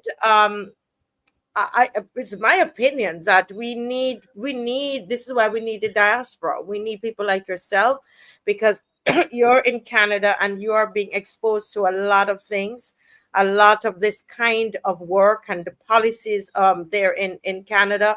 And, you know, your experience, you know, I say to people in the diaspora that when we live it, you live in the diaspora, is that once your mind is expanded, it doesn't come back. And once you've had that experience, you don't really, it doesn't go away. You know it can work. When they're telling you it can't work, because you've experienced it. And that's I believe is one of the things that's what has happened to you, MARSHA. And I happen to believe, this is very, very, very brilliant tonight. And I'm saying, how does this information go out to all the islands? Because it's not common to Barbados. Yeah. It is because the trauma is throughout the region, and it's throughout us as Black people, as you have so ably put it. And MARSHA, this was brilliant. Thank you. Honestly, the comment there by Kim Tay that some people's mental health have not been treated from what has been happening during the pandemic. So then you end up with compounded trauma, like one thing on top of the other thing, on top of the other thing. And I think that's a part of what we're seeing in Barbados now. Everybody is angry. Everybody's frustrated. There's no resilience, right? And then we end up with the situation that we have where things just kind of, they're falling apart. Things are falling apart. Well, we have Miss McCLEAN yet to come. I am not seeing her in the studio as yet, but she's yet to come. And I just want to say to you, once again, thank you so much. I would love for you to do a session on resilience, and tie it back to, our experience coming up through slavery, into emancipation period versus who we are today. Just to look at that, to 2025 as individuals, as families, look at that level of resilience, because we're going to need that in the Caribbean. And I loved how you tied that with civics. It was so awesome. And if you can, I think a session like that would be fantastic. Thank you so much, Dr. Mary Hinds. It's been a pleasure having you. Thanks for having me. Yes, God bless. Thank you. Bye-bye. Yes. Oh, folks, we are having such an amazing night tonight. Amazing. That sounds like a little cliche word there, but very informative, very educational. Here on the MARCIA Week Show, we educate, we motivate, we mobilize, and we agitate. Yeah. And somebody was even asking MARSHA for that they want the slides. Kim Tay is saying she wants the slides. Somebody says, Dr. MARSHA, if only the government and social planners would consult you.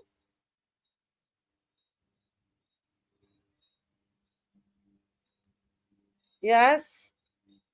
The leaders are now empowering the people to flourish. They're creating a system of mendicancy and dependence. That is Digital Island.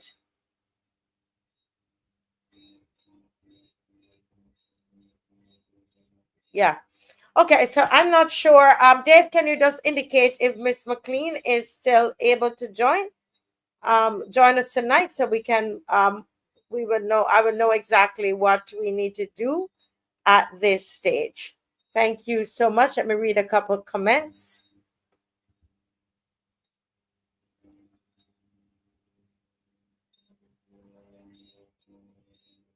Reading and traveling, somebody said, changes your mindset. Yes, yes. Somebody says it's called putting the puzzle together, and I think that is part of what was happening tonight as well.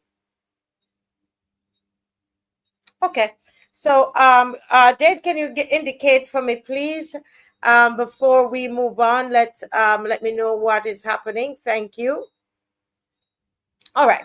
If not, so folks, tonight I want to, before you start calling in tonight, I want to just talk with you a little bit about independence. Right? Independence.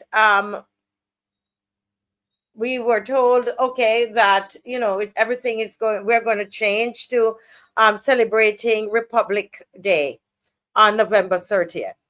All right, and independence on November, because we've been celebrating independence on November 30th, right? But we now have a reset button. And I think a lot of people want to know what's really going on with November 30th in Barbados. And that's something I would love for you all throughout this evening. We only have an hour left to call in and to talk about that, because I think that is something that is very, very important, because when we have leaders doing these kinds of things, flip-flopping, they are messing with the people's mind. And while Miss McCLEAN is going to join us, I can see her in the green room. And so I will, she's going to go ahead and do a presentation, and then I'll open the floor for you to call in and to really talk to us about what are your thoughts about this flip-flopping on Independence Day, Republic Day. I think if you talk about trauma, they're traumatizing the people in Barbados. Because, Ms. McCLEAN, just put your hand up when you're ready, please, and let me know if you're ready. Okay, you are ready. So we're going to talk about that. If we're talking about trauma, we're going to talk about that a little later in the evening. All right? I'm waiting on her. She's not totally ready yet. But I want you to stay with us, and at 9:32, we're going to we're going to open up the line for you to call in to talk about this back and forth, especially with independence. Okay. All right. We are ready now. Okay. Good night, Ms. McCLEAN. Hi, good night. Can you hear me? Yes, we're hearing you loud and clear. And I know you were due to come in at 8:30, but I think a lot of people were being helped by that segment. And I was getting the calls. Can you please keep her on a little longer? And I'm thanking you for, you even sent me a message to say, don't, because I was going to bring her on at 9. Let her come on after Senator Walters, so that I felt something was happening with the people. And I truly appreciate your grace in allowing that to continue, Ms. McCLEAN. Thank you so much. Well, the floor is yours. Go right ahead and say what's on your mind. Well, let me say thank you. It's interesting because I was smiling when MARSHA made reference to the church, but I sent you a message, and I have to make a confession that message came while I was at a meeting at my church. It was an article or an announcement that the Food and Rum Festival was being handed over to the National Cultural Foundation. And I just shook my head, because we have seen several events organized by the NCF, some of them fully related to the mandate of the NCF, some responsibilities I'm still trying to clarify in terms of, for example, activities related to small business. But at the end of the day, what is being said is that you hear the NCF officials talking about the load that they're carrying, the amount of work that they have to carry. And my question is, what is the rationale for that? In the case of the Food and Rum Festival, there was, of course, Carrie Festa is a natural activity. Crop over activities are Hello Digital Island Boy. There's some activities that fall under the mandate. And even those that fall under the mandate, we have seen some questions raised about the quality of execution, particularly when it comes to matters financial. And the Carifesta is a good example. I don't have to repeat all that the Prime Minister said about waiting until they've, I guess, received all the bills. And let me put it very simply.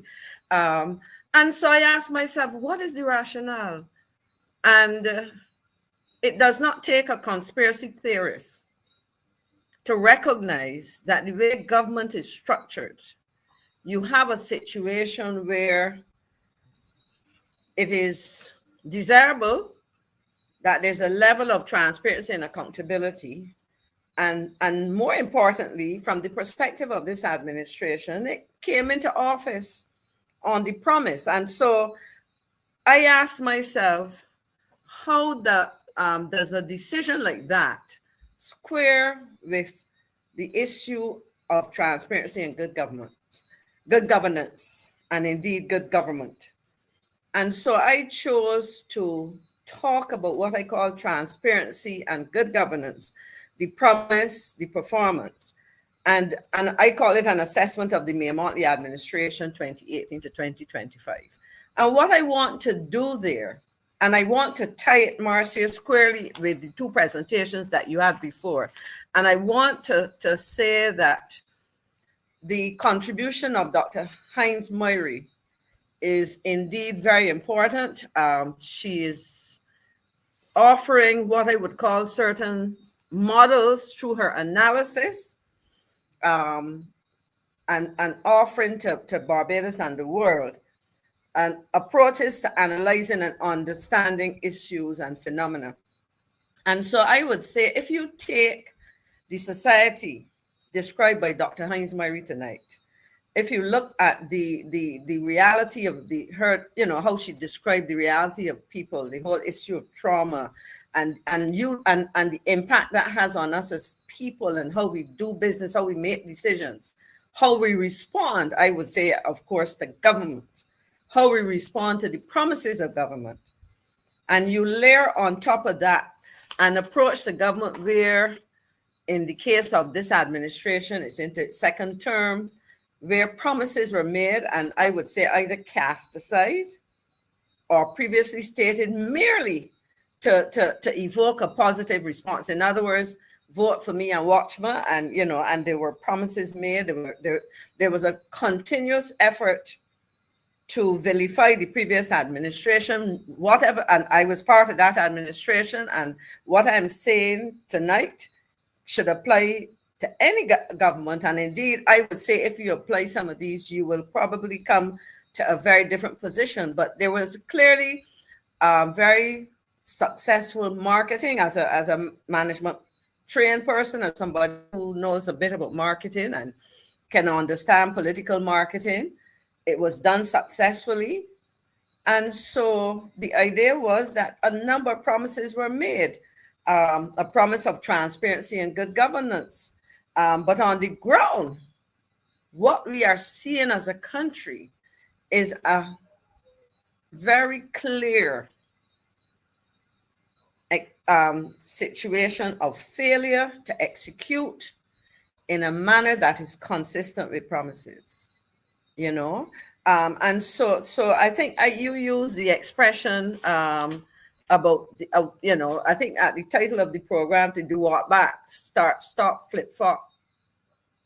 Mottley government. That's how is it? The Mottley government has been, or is, and continues to be characterized by walking back, starting and stopping, flip flop, and worse yet, the vulgar, and I emphasize the word vulgar because when you talk about the situation of many Barbadians, the vulgar wastage of money. I sat and listened to Senator Walters, I listened to Comrade Ryan, and you hear this, but to sit down and hear these things spelled out in the way that they are. And I would suggest, and as you say, we don't have a lot of time, but I will come back to remind people of some of these promises, but I want to provide what I would call an overall framework for people to analyze this administration or any administration, past or present or future. Because at the end of the day, for some reason, whether it is selfish reasons, persons are happy with their lot, or for reasons of an unwillingness or an inability to sit down and analyze information and come to grips with the information that is presented to them, because in some cases, people are so partisan. And that's why I tell people I draw a distinction between things political and things parties and political. But what I want to do in the next few minutes, bearing in mind what you heard, we can talk about the Hope Project. I mean, and now they've added insult to injury by bringing, I don't know where this man is originally from, with his big factory in the US, in the UK. And I want to say, Marcia, while housing for poor people has always been an idea and an ideal and something pursued, certainly if you look at the housing developments in Barbados and you look at their history, if you look at the timelines when they were introduced, you would see which governments would have emphasized housing. This Barbados Labour Party does not have a good record.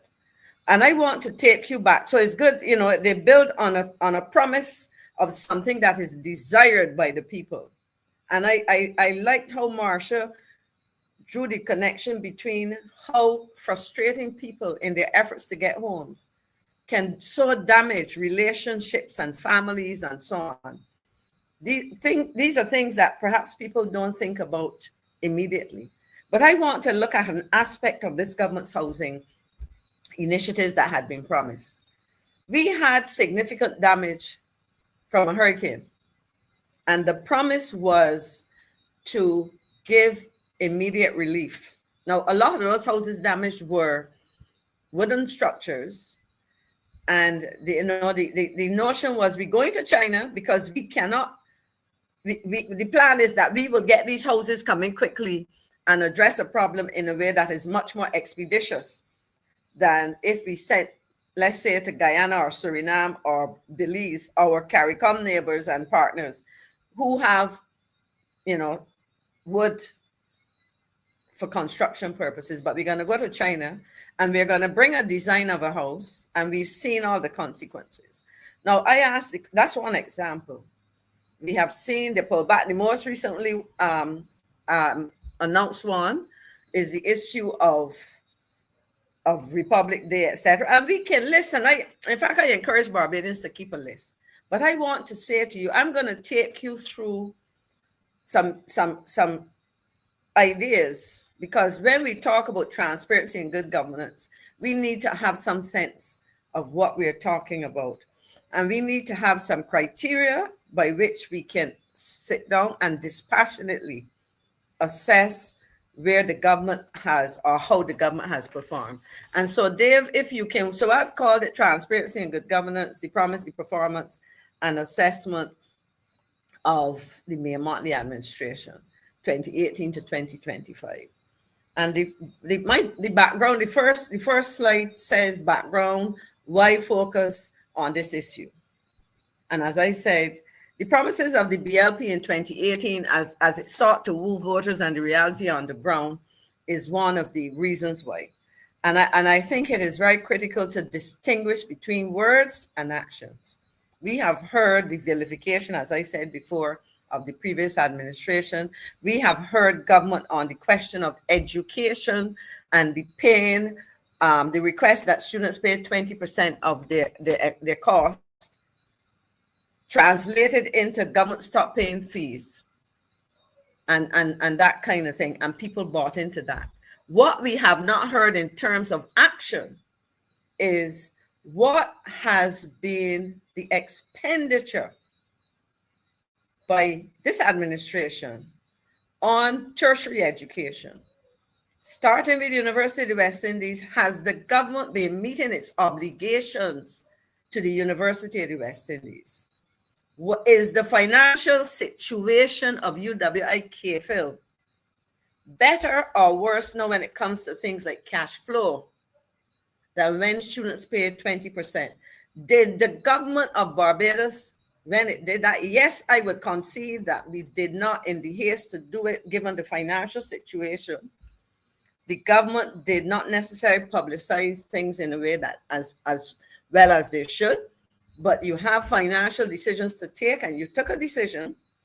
I would also say that the media was not an ally of the government of the day then, and it did not, or it still does not talk about the opportunities that were there for students who were disadvantaged, but I will come back because I am committed to documenting these things based on all that I am seeing now and all that I saw when I was in government. So in essence, when we talk about word and action, look at what is happening in education as an example. And you ask yourself, so in essence, you look at that. We have so many issues in education, Marcia, as you know. So we can list all of those things. And to my mind, that's an important issue. A lot of promises were made, a lot of critiques were made. An example that we gave in terms of words, and I am still waiting to hear, the agricultural sector. There's a document which I will draw your attention to, and in another discussion is a document which talks about government's plans up to 2035. And it's a beautiful sounding document, promises about the kind of life that we're going to have, the empowerment of citizens. But let me use an example before I start, in terms of words and action, and then I will come to the issues, because I have to say this because I feel very strongly about it. In its haste to divest itself of the sugar industry as a commitment under its obligations to the IMF, government talked about transferring the sugar industry to a co-op. I'm a member of that co-op, and to the workers present and past in the sugar industry. And you would have heard them talking about $16 million. I'm going to ask a question, and Barbadians and the journalists, is there any truth in the fact that interests other than the poor Black, and I use that with no apology, the poor Black workers, is there any truth to the issue, the suggestion, or the rumor out there that certain interests were willing to pay the government of Barbados $1? You're an accountant, Marcia, and I would explain this. $1 for the sugar industry because of its indebtedness and so on. But you had a promise made, and so you will get more information on that, because I will not preempt the leadership of that co-op. But I ask that question, is there any truth to the fact that one of the alternatives to putting this in the hands of a majority group of people, that would be the shareholders in Barbados, that typically do not have access to investments and so on, and in which this could be based on what was proposed, be pretty transformational. Is there any truth that there was consideration, or can be consideration, of turning this industry over to a group for $1? 50 cents US if you want to convert it, for those in the diaspora. And I'm not sure what the exchange rate is to the pound sterling right now, but everybody, and so this is why I'm saying, when we talk about words and promises and action and performance. So in essence, having said that, I want to very quickly look at some issues that I want people to think about. What constitutes transparency and good governance? What are some of the indicators of transparency and good governance? And then promises versus performance. And I will jump to the bottom so people can think. I'm not going to list them. But remember, when I talk about promises, think of all of the walkbacks, all the programs that were proposed. And then think of the performance speaks to the walkbacks, the start and stops, and the flip-flops. And it isn't just that a program is delayed or has to be redone. It is done against the background where, rather than saying that our approach, which comes into governance, transparency and good governance, when I flip back up there, our approach has been wrong in many instances. But what we try to do by our words again, when our actions do not come up to par or they fail, is to say, you know what, we are a good government. We have listened after the fact. We have listened after the fact. And so we have to wheel and come again. But as a person trained in management, and I must say, when I reflect on it, I have a 51-year relationship with University of West Indies. That was how long ago Marcia went to Caville as a student. Wow. 51 years ago. Are you old? You understand? So too old to be fooled by people my age, older or younger. That's all I would say. But so when you talk about how you make decisions, all of that will fall into transparency and good governance. So as much as you try to wrap it up in pretty paper and say to the public, oh, you know, we listened, so we pull back on the cybercrime bill after Marcia Weeks and company educated the public on the dangers, on the sloppiness, that they put something in place. But then to add insult to injury, you had a chairman insulting young people who sought to present.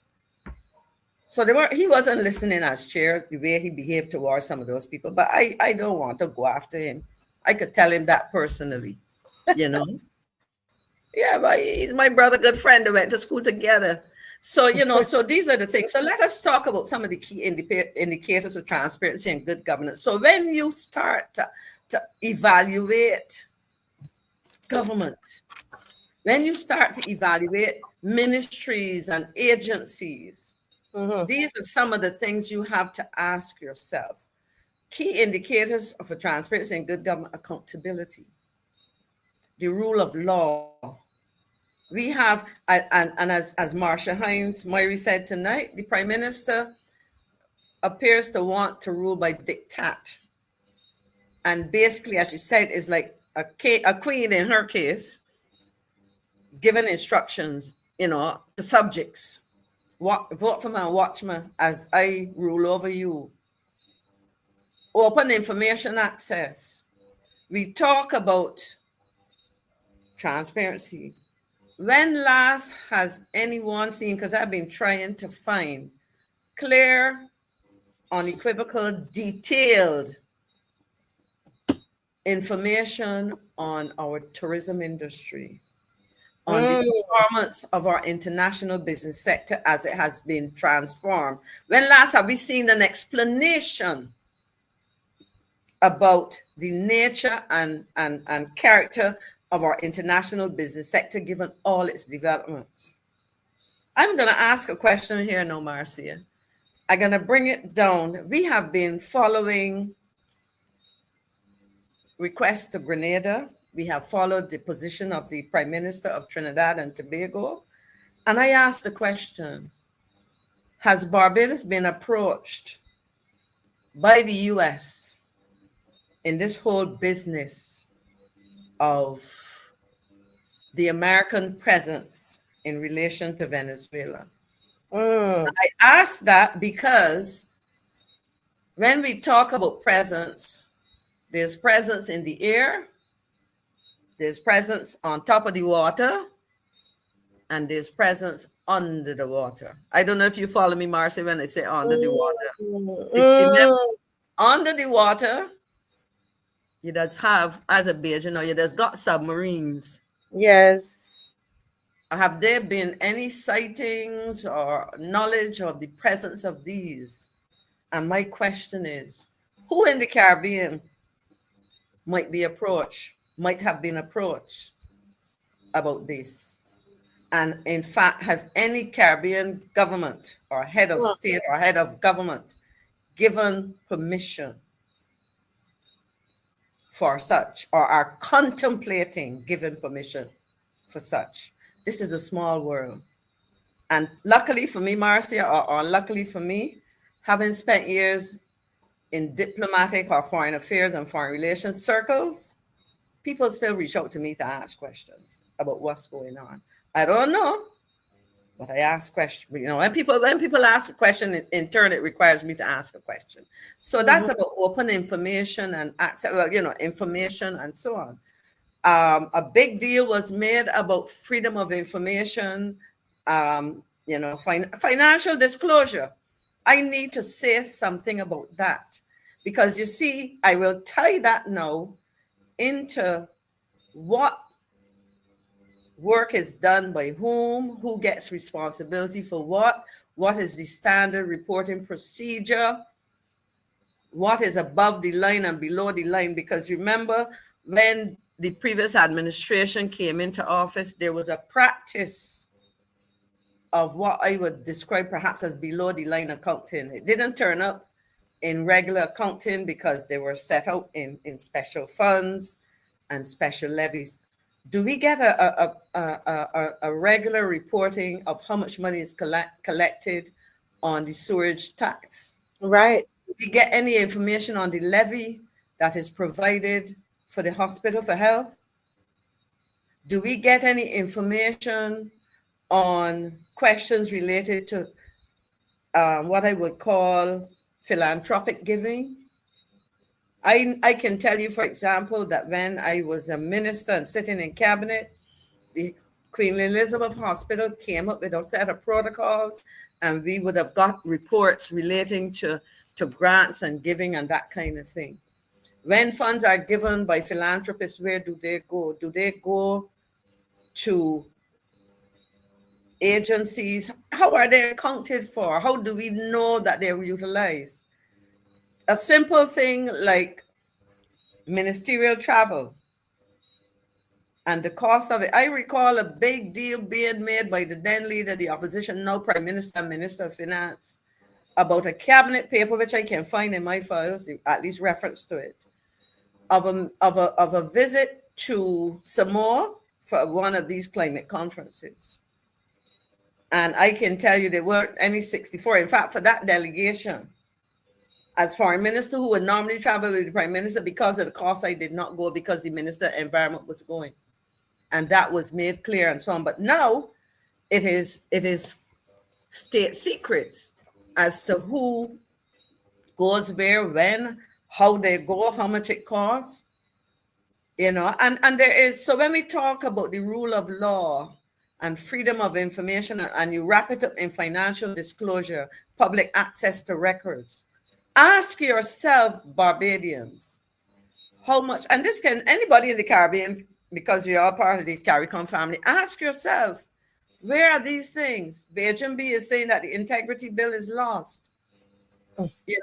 So in essence, when these indicators collectively, as I have here, access how well government institutions are held responsible, operate under clear and fair rules, and are open about their plans and decisions to citizens. We talk about resilience. I listened to Dr. Hines Myrie speaking about resilience. And what came to mind as she was speaking? Our Prime Minister and our Minister of the Environment, to a much lesser extent, travels abroad, and our delegations speak about building resilience and sourcing resources to build resilience, etc. And we hear all of this, and we hear of funding. Are we getting reports? Because there are lots of examples, Marcia, that I will attach to these. And I say to Barbadians, attach those examples, because we have been talking about the examples. I am not giving you a framework within which you can say, let me see to what extent do we have these things in place? To what extent are we able to apply them? To what extent is government making a serious and concerted effort to be transparent and to demonstrate good governance by being accountable, by following the rule of law? Talk about the rule of law. We have become a republic, and we have what I suppose, I'm no lawyer, the lawyers describe as a republic. We talk about a constitution, and the only concession to anything about republic status in that constitution is what was done to create the position of president, and probably a few related things. So at the end of the day, we have to look at these, and we can break them down a little bit quickly. Marcia, you could always signal to me when it's time, but we can then, having looked at this, we can break down these. And we have two more minutes, but I mean, tonight is a night of serious education. that is going on. You know, with look at this. Each of these slides loaded, Miss McLean. It's an entire show. So that's true. So what I'm doing here, but you see, you have to get people thinking, and then we can come back and build. Correct. So when we talk about accountability, we're talking about financial accountability, the government's ability to account for its expenditures and ensure that every transaction can be verified both legally and morally. And I emphasize the last word. So you might be legal, but it may not necessarily be the done thing or the proper thing morally to engage in certain kinds of transactions, etc. Public reporting. This people have talked a lot about that. Accountability. We have a public accounts committee, and that comes in with the oversight.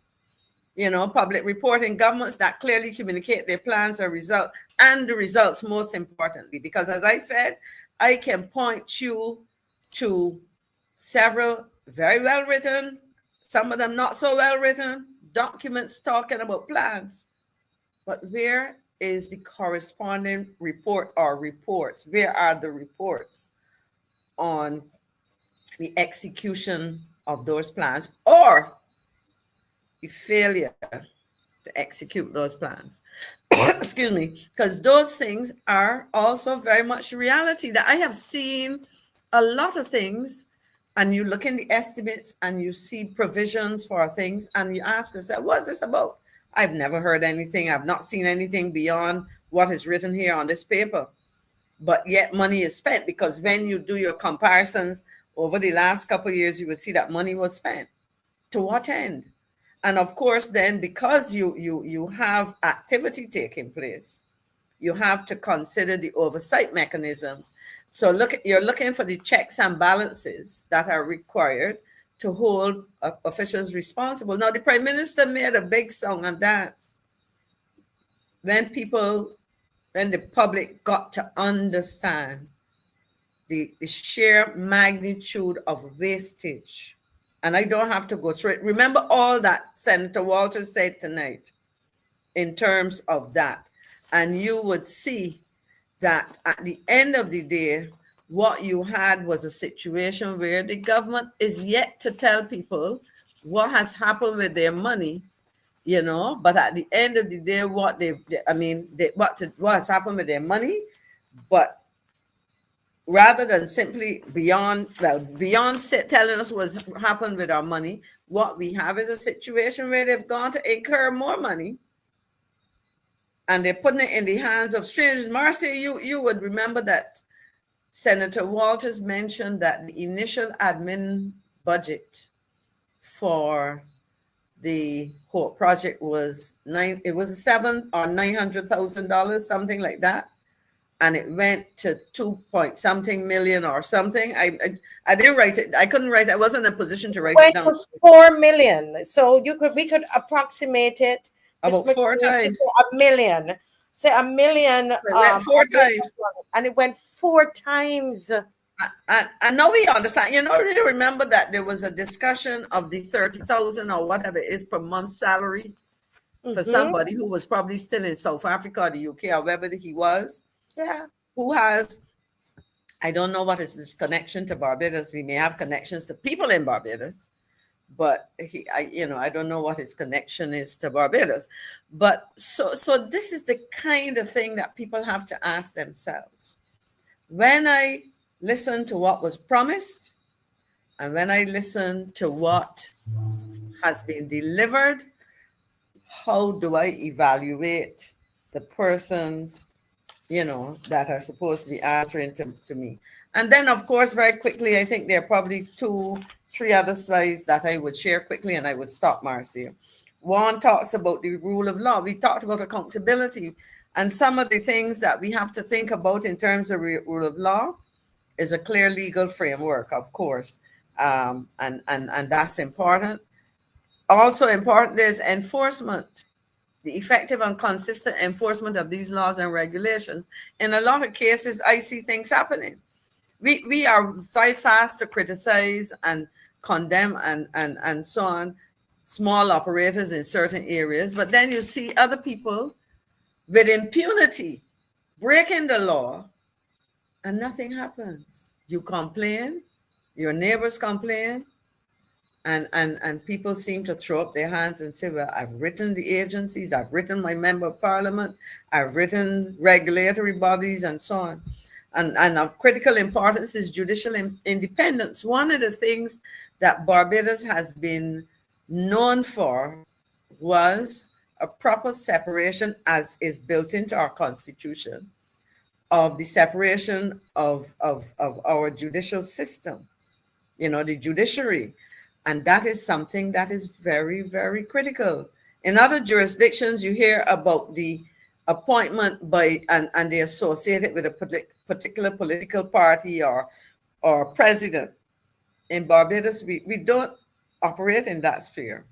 And I hope that it can stay that way, And then, of course, the last two slides relates to the issue of open information.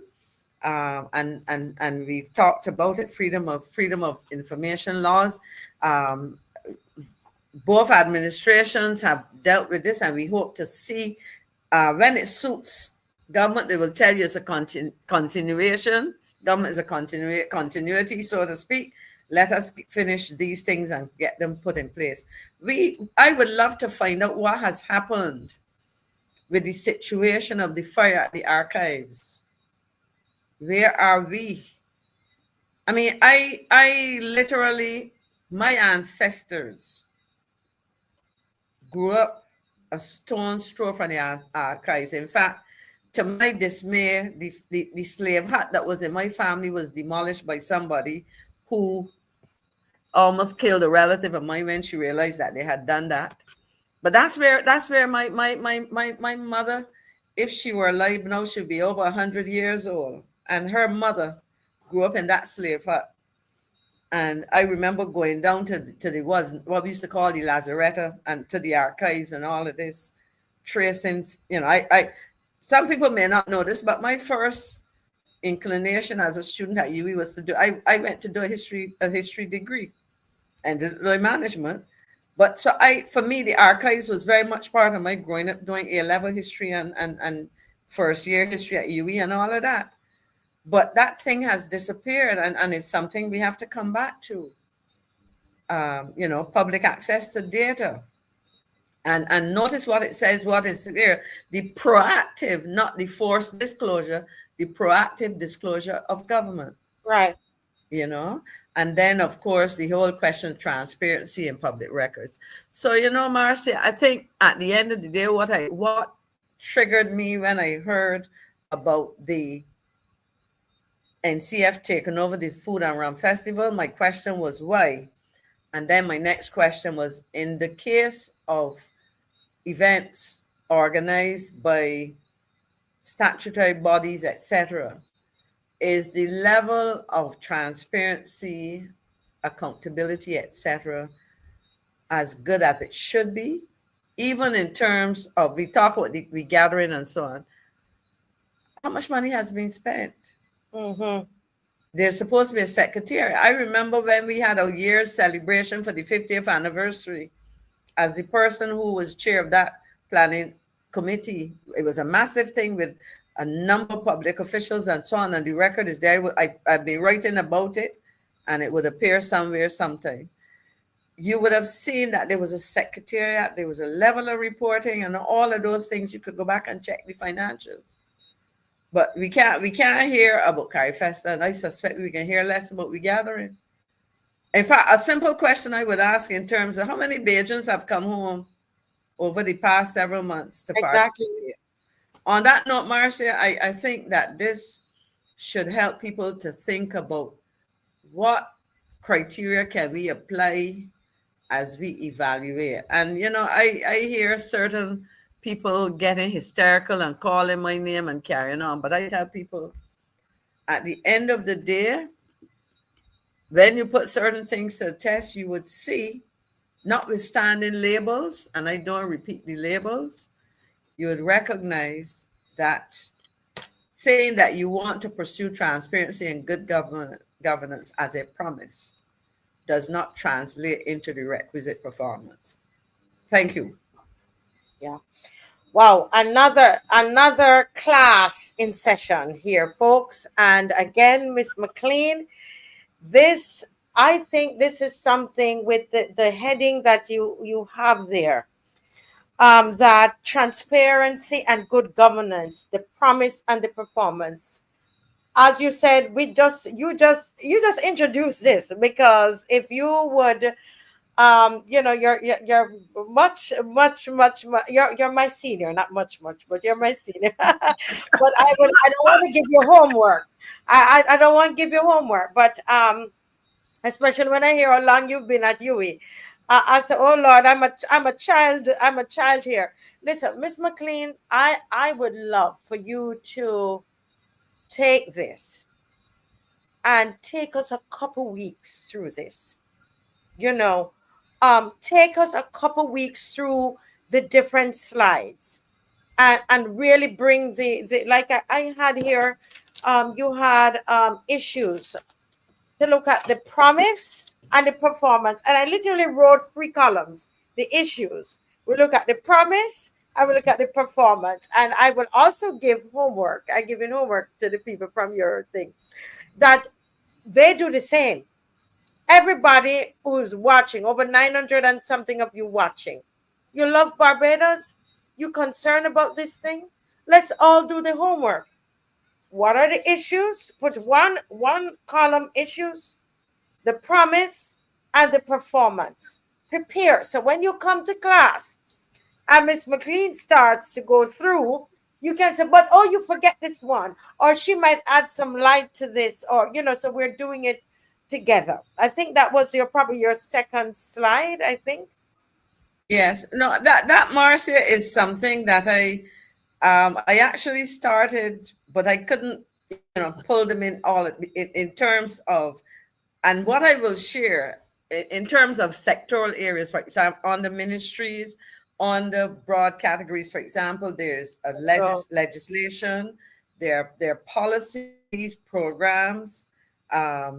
You have for your various ministries and so on, you have mandates. And the question is, what have you done in respect of your mandate? I mean, for example, one of the big concerns. Who said legislation, there is program, and there's something before mandate? Policies, programs, mandates of a ministry. A ministry has a certain mandate. A minister has under his or her portfolio. So if you think in terms of portfolios, yes, portfolio is the ministry. Then the ministry has a mandate or a set of and that mandate generates a set of policies, right, into programs, and how are these things achieved? And you look at the budgets. You look at for example, agriculture. I mean, I talked about the sugar industry. We talk about diversification of the economy. We have seen borrowing. The previous administration did not borrow a lot of money internationally, right? A lot of the funds that would have been borrowed through bonds and so on, local market. The ability to service local debt is much easier. You have to earn foreign exchange to pay back the loans that you got from the IMF, from CAF, from the Saudis, from whoever. What evidence is there that we have grown this economy beyond what it was in 2017, 2018, not only in terms of dollar value, but in terms of diversified commercial activity? Agriculture, we've heard a lot of talk about, I mean, we heard the minister talk about how many black belly sheep they were going to have here, but then the sheep went to Marsha, we up the sheep gone. well, as you mentioned sheep there was a minister who said he was ravished by a sheep. I don't know if it's a black belly or what it is. In fact, we were going to play that. I don't know how I missed that, but I've been so busy. I missed that. I heard it live. Yeah, you heard it live. But hold a minute, Ms. McClean. Let me just remind people, because I made some promises. I want to make sure I keep my promise. Made some promises that we were going to open the line for you to Nice. call in. And this is primarily about Independence and Republic Day, because I believe this is a very, very sensitive issue. It's not something, we laugh about it that they start and stop, flip and flop. But I remember this lady, she was waiting on the bus, the rain was falling, and she came and stood in my veranda. And Miss McCLEAN, she was so confused. She was really genuinely, and she's a big supporter of the BLP party, but she was genuinely a mature woman, confused. She didn't know what to celebrate. She said, I don't understand. What am I supposed to celebrate? And the rain is falling, and I listened to her. I let her talk. And you could hear the confusion in this woman's voice. And this is something I think the psychologists and so on need to look at. Because when people have been celebrating, you understand what it is to celebrate something from your child, and then you're told that you're not going to do it, and then they do nothing. Independence will come and there's nothing. And then all of a sudden we're going to celebrate it now. And then what are we doing to the psyche of the Barbadian people? And so I wanted people to, citizens to call in, viewers. The number is there. If this concerns you and you're still uncertain about what is truly going to happen to Independence Day, is it really gone for, is Republic Day really gone forever and we're only doing independence? Or is that because we have elections coming up in 15 months? What is it really? And will they come back? Because the Prime Minister did say this is something that she's going to go back to. Remember, she said that we are going to have this discussion. She said that about 3 years ago, that that she's not, basically what we understood from that is that we're not going to let go of Republic Day. We want to do this thing. So will that be something that is going to be brought back into the discussion after elections? You see what I'm saying? So I would love to hear from Barbadians. We've been talking all night. So Barbadians, we need you to call in. Go ahead, Ms. McCLEAN. No, I will comment on this because I'm a child of independence. I went to secondary school the year Barbados became independent. So in September, I was leaving St. Stephen's to go to secondary school. And in November, we were celebrating. And I remember all the build-up to that then and later. And to say we're gonna, because the impression I got in the first instance was that they were gonna do away with that and introduce what it was not, what they were calling it, national day, some name that they had, which would have been Republic Day or whatever. But you're introducing something about a Republic Day, but you didn't prepare people for that. You didn't explain to people. I mean, as you said, this elderly lady who was sheltering, in your veranda, could not understand what's changed. I mean, why? What's the significance of that? So what are we supposed to do with the fact that we were independent and this was an important big step? It is messing with people's minds. Oh, this is the sheep speech. You're muted, Marcia. Yeah. So somebody reminded me, thank you so much, that it was National Day. Thank you. That was what it was going to be. National Day, right. Right. Thank you very much, Tyrone. Thank you for keeping us, accurate here on the show. Folks, this is your time. We only have what's that, 10 minutes, 11 minutes, and nobody's calling in. Okay. All right, so let's have a little fun then before we go. I'll continue this whole thing of independence because I believe this is something that we really need to look at. Yeah. As somebody who believes a lot in patriotism, and we are confusing the children. This is very serious. What I think, I happen to think so. So I'm going to do a little segment on that tomorrow, and we're But Dave, go ahead with this one. I woke up last Monday morning to discover I had been ravished by a sheep. Mr. Speaker, sir, a measure of abuse unheard of in the peaceful environs of my constituency.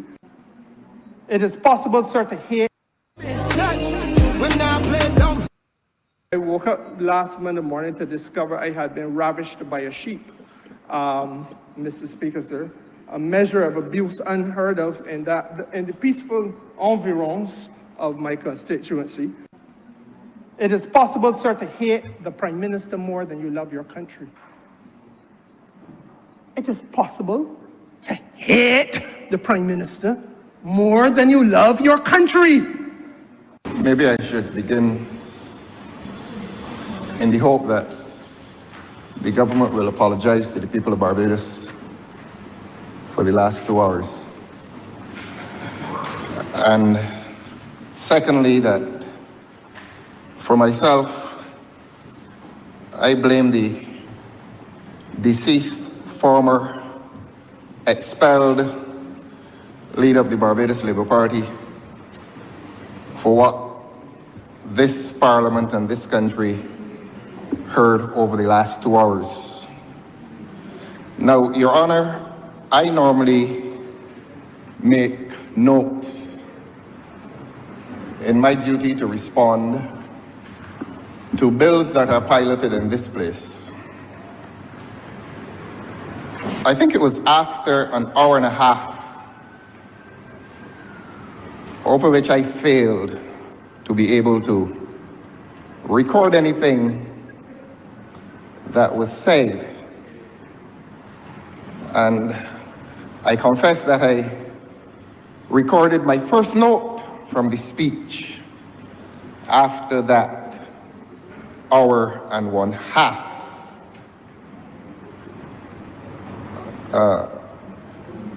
I know that one of the ways of keeping the attention of an audience is to perhaps you make some jokes, or perhaps you shout as a way of assuring that the honourable member for St. Thomas stays awake. And if you fail with the honourable member for St. or if you, where you succeed, I beg your pardon, in keeping the honourable member for St. Thomas awake, maybe you fail in spite of shouting with the honourable member for Christchurch West. It was a speech in which there was much shouting. I don't know why.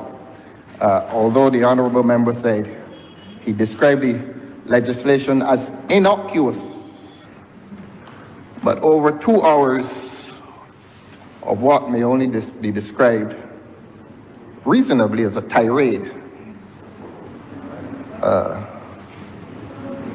I was able only to write one quote from that speech, and it stays with me curiously, and it is this. And maybe this speech will come to be remembered for that quote that I wrote and Hansard will attribute it to the honourable member for St. James Central. And I quote him, "It is possible to hate the Prime Minister more than you love your country." Now, I confess to you, sir, that I probably do not have the larger context within which that quote was made. Permit me to repeat it, sir. It is possible to hate the Prime Minister more than you love your country. If the speech is to be remembered by that quote, whatever is its context, maybe the honourable member who spoke will have to explain to his leader what he meant to convey to this House, and certainly what he meant to convey to Barbadians for that judgment of Prime Minister, that judgment of country. The only other point at which I heard anything was when the honourable member said that some Monday morning, some time ago, he was molested by a sheep or ravished by a sheep, something like that. Yeah, he said ravished. He used the word ravished, that he was ravished by a sheep. Now, the House probably is not aware that he shares a common border with the Honorable Member for Christchurch West Central. And the House may not be aware that that Honorable Member keeps a number of goats and sheep. So that we are now unclear as to whether it is one of the sheep or goats belonging to the Honorable Member for Christchurch West Central that molested him. Not guilty. It's not your sheep that molested him. I see. Well, they're neighbors, sir, and it was at that point that the House came to life when he confessed as to this molestation by a sheep. And since he confesses to having been molested by a sheep, I assume that he came out worse. And we hope that the sheep belonging to the Honourable Member for Christchurch West Central is alive and satisfied.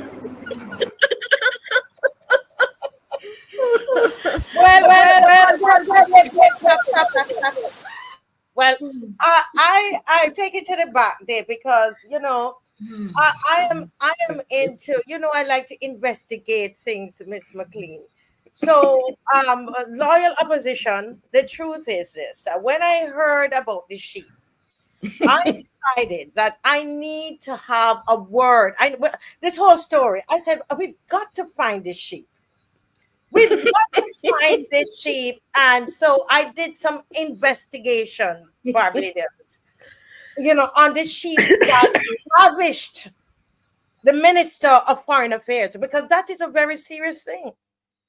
And so I wanted to know. So I had an interview with the sheep to find out, because the minister seems okay.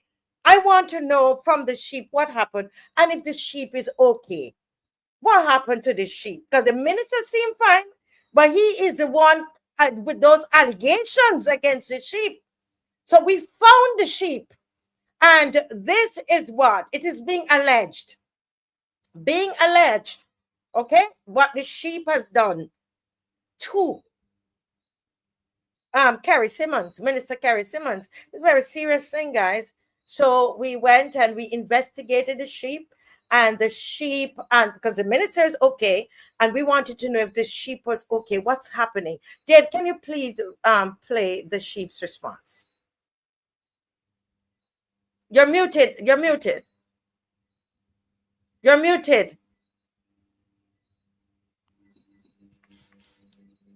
Take it back.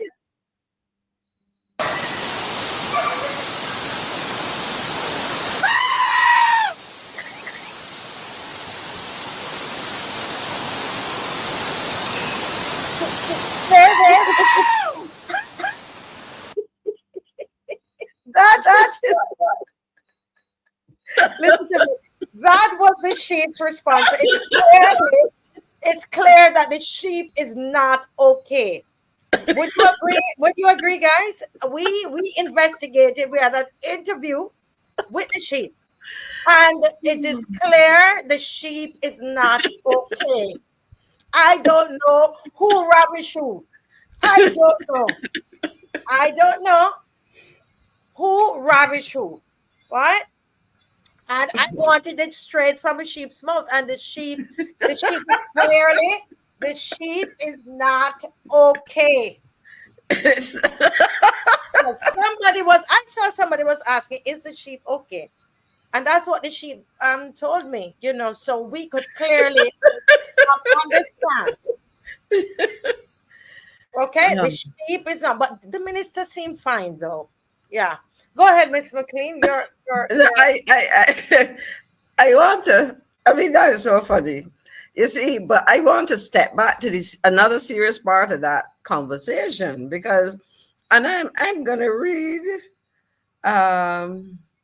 well, somebody shared a comment with me about that whole thing, because and part of what the statement said, this was in relation to the extreme tone that was used to describe hatred of the prime minister. My question is, and in fact, the person concluded pretty much that that had to be a personal position, not speaking about the public, you know. And this is what part if and this is what the person said to me: if you have a prime minister, hatred of whom trumps the patriotism of the population, the country is an unsustainable position. This is the statement of a member of the cabinet bound by a doctrine of collective responsibility to Parliament according to section 64 of the Constitution. Better than that, it expresses how, this is what the person said, this is an opinion, how Carrie Simmons has always felt about Mia Mottley, even when she was leading the opposition. And the body went on to suggest, not my words, I'm just quoting what was said to me, sent to me in a note, he hates her more intensely than he loves his country. This is a serious thing. No, because in all seriousness, I was watching Parliament on that occasion, and I was like, that's not reporting or sharing an opinion. That came across as almost like a personal conviction. Yes. And the way there was venom in his voice. And hate, and he go, but and I'm looking at the statement, and it is possible to hate the PM more than you love your country. What he says, it is anybody can explain. Anybody can explain. Let me have the viewers give some thoughts on that. It is possible to hate the PM more. Hate the PM more than you love your country. I don't know. Somebody wrote, Dave, what's it? Somebody wrote and said, I wonder if Kerry Simmons realized the full implications of what he said. Exactly. Not he repeated the statement with great emphasis. And the person concluded, he is Mottley's enemy. No, but I mean, as I said, it was a venom. If you listen to it and it was repeated and the repetition was like, and the body language, watch it again. Watch it. Go ahead, Dave. It is possible, sir, to hate the prime minister more than you love your country. It is possible to hate the prime minister more than you love your country. Maybe I Really?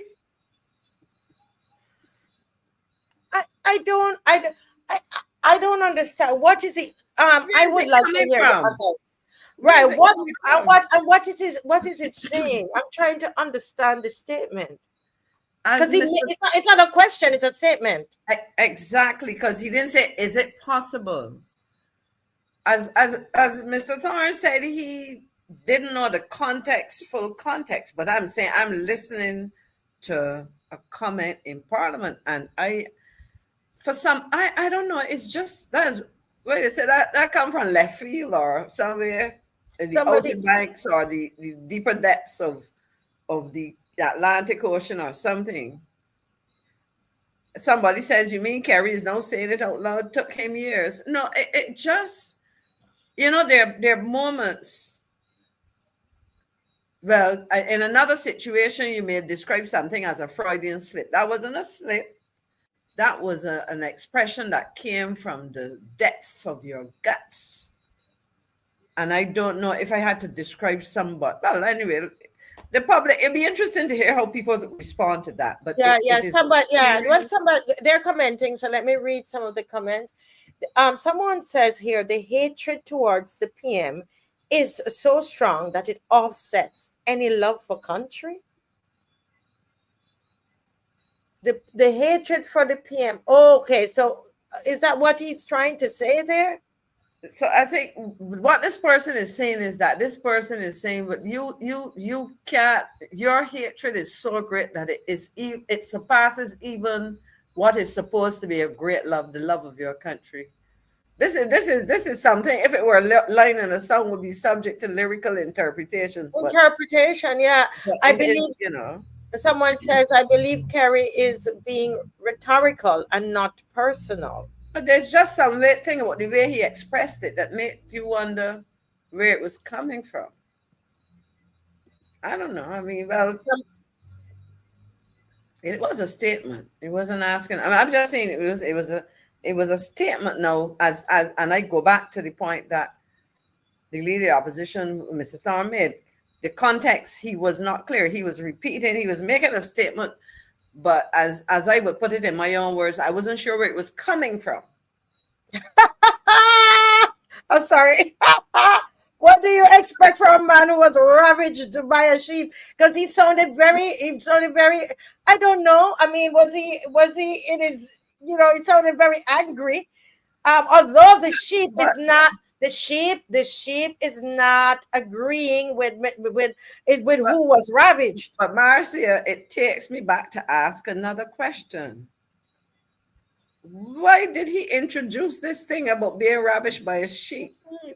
Molested? I don't know. I mean, sometimes people try. Well, I will take it at what he said. As I said, I heard him live saying it. It was kind of like, what is going on? But somebody said maybe you can invite Mr. Simmons to come and explain to the public. No, I'm going to go back to the sheep. The sheep somebody said the sheep traumatized that man. A lot got he talking dribble because he confused his head. Somebody confused somebody's head there. I don't understand. Somebody said it's a personal crime. Oh my goodness, there's no context. Well, I don't understand what is he talking about. No, the person is saying there was no context. In other words, it came out. Again, as I said, I was listening, and then he made this statement.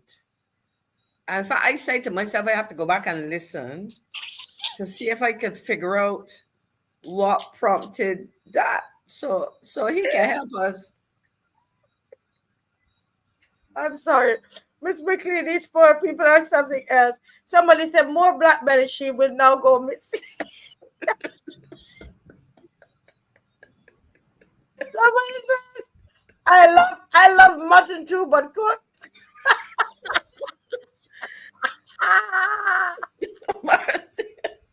I'm sorry.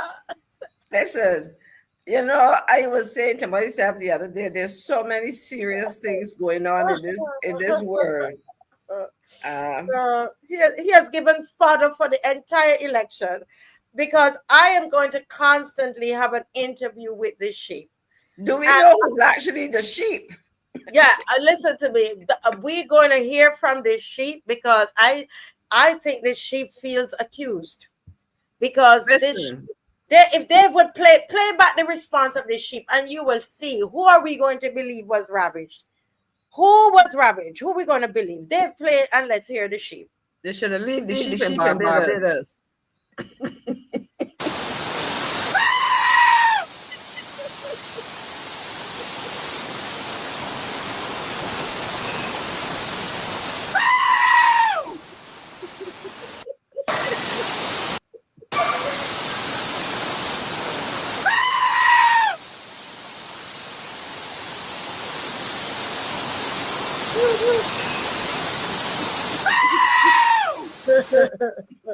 Somebody said it sounds as though the sheep is a victim, and this is what happened.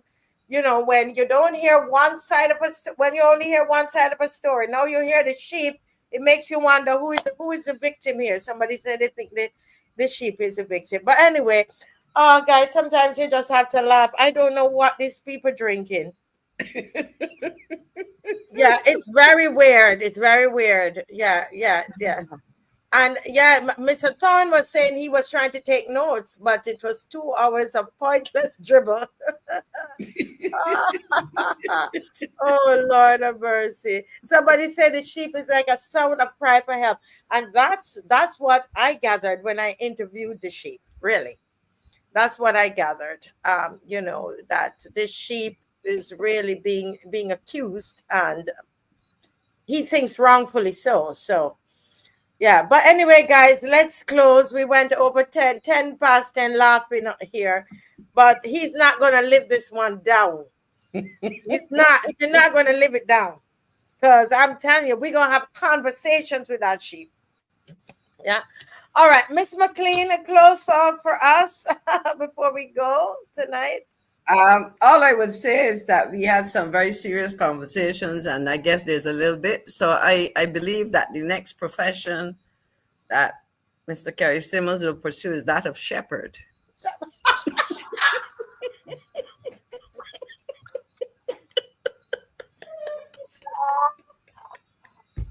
Gab is popping up in the back.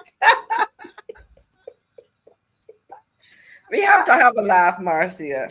You have to. We deal with so much. I heard that he mentioned this show several times, you know. Well, I'm telling you, we are going to have a conversation, but you're going to be sorry you mentioned this show, because the sheep going to tell us every single thing. We're going to hear from the sheep, all right? So, Mr. Kerry Simmons, God bless you. Make sure you stay inside. Stay inside. Stay inside, Mr. Simmons. We don't want any more issues. Stay inside, okay? Or the sheep needs to stay away. Somebody. All right, guys, have a good night. And this is where we close. Good night, everybody. See you tomorrow night, okay? God bless. Bye-bye. Bye-bye. Kisses and a bucket ball.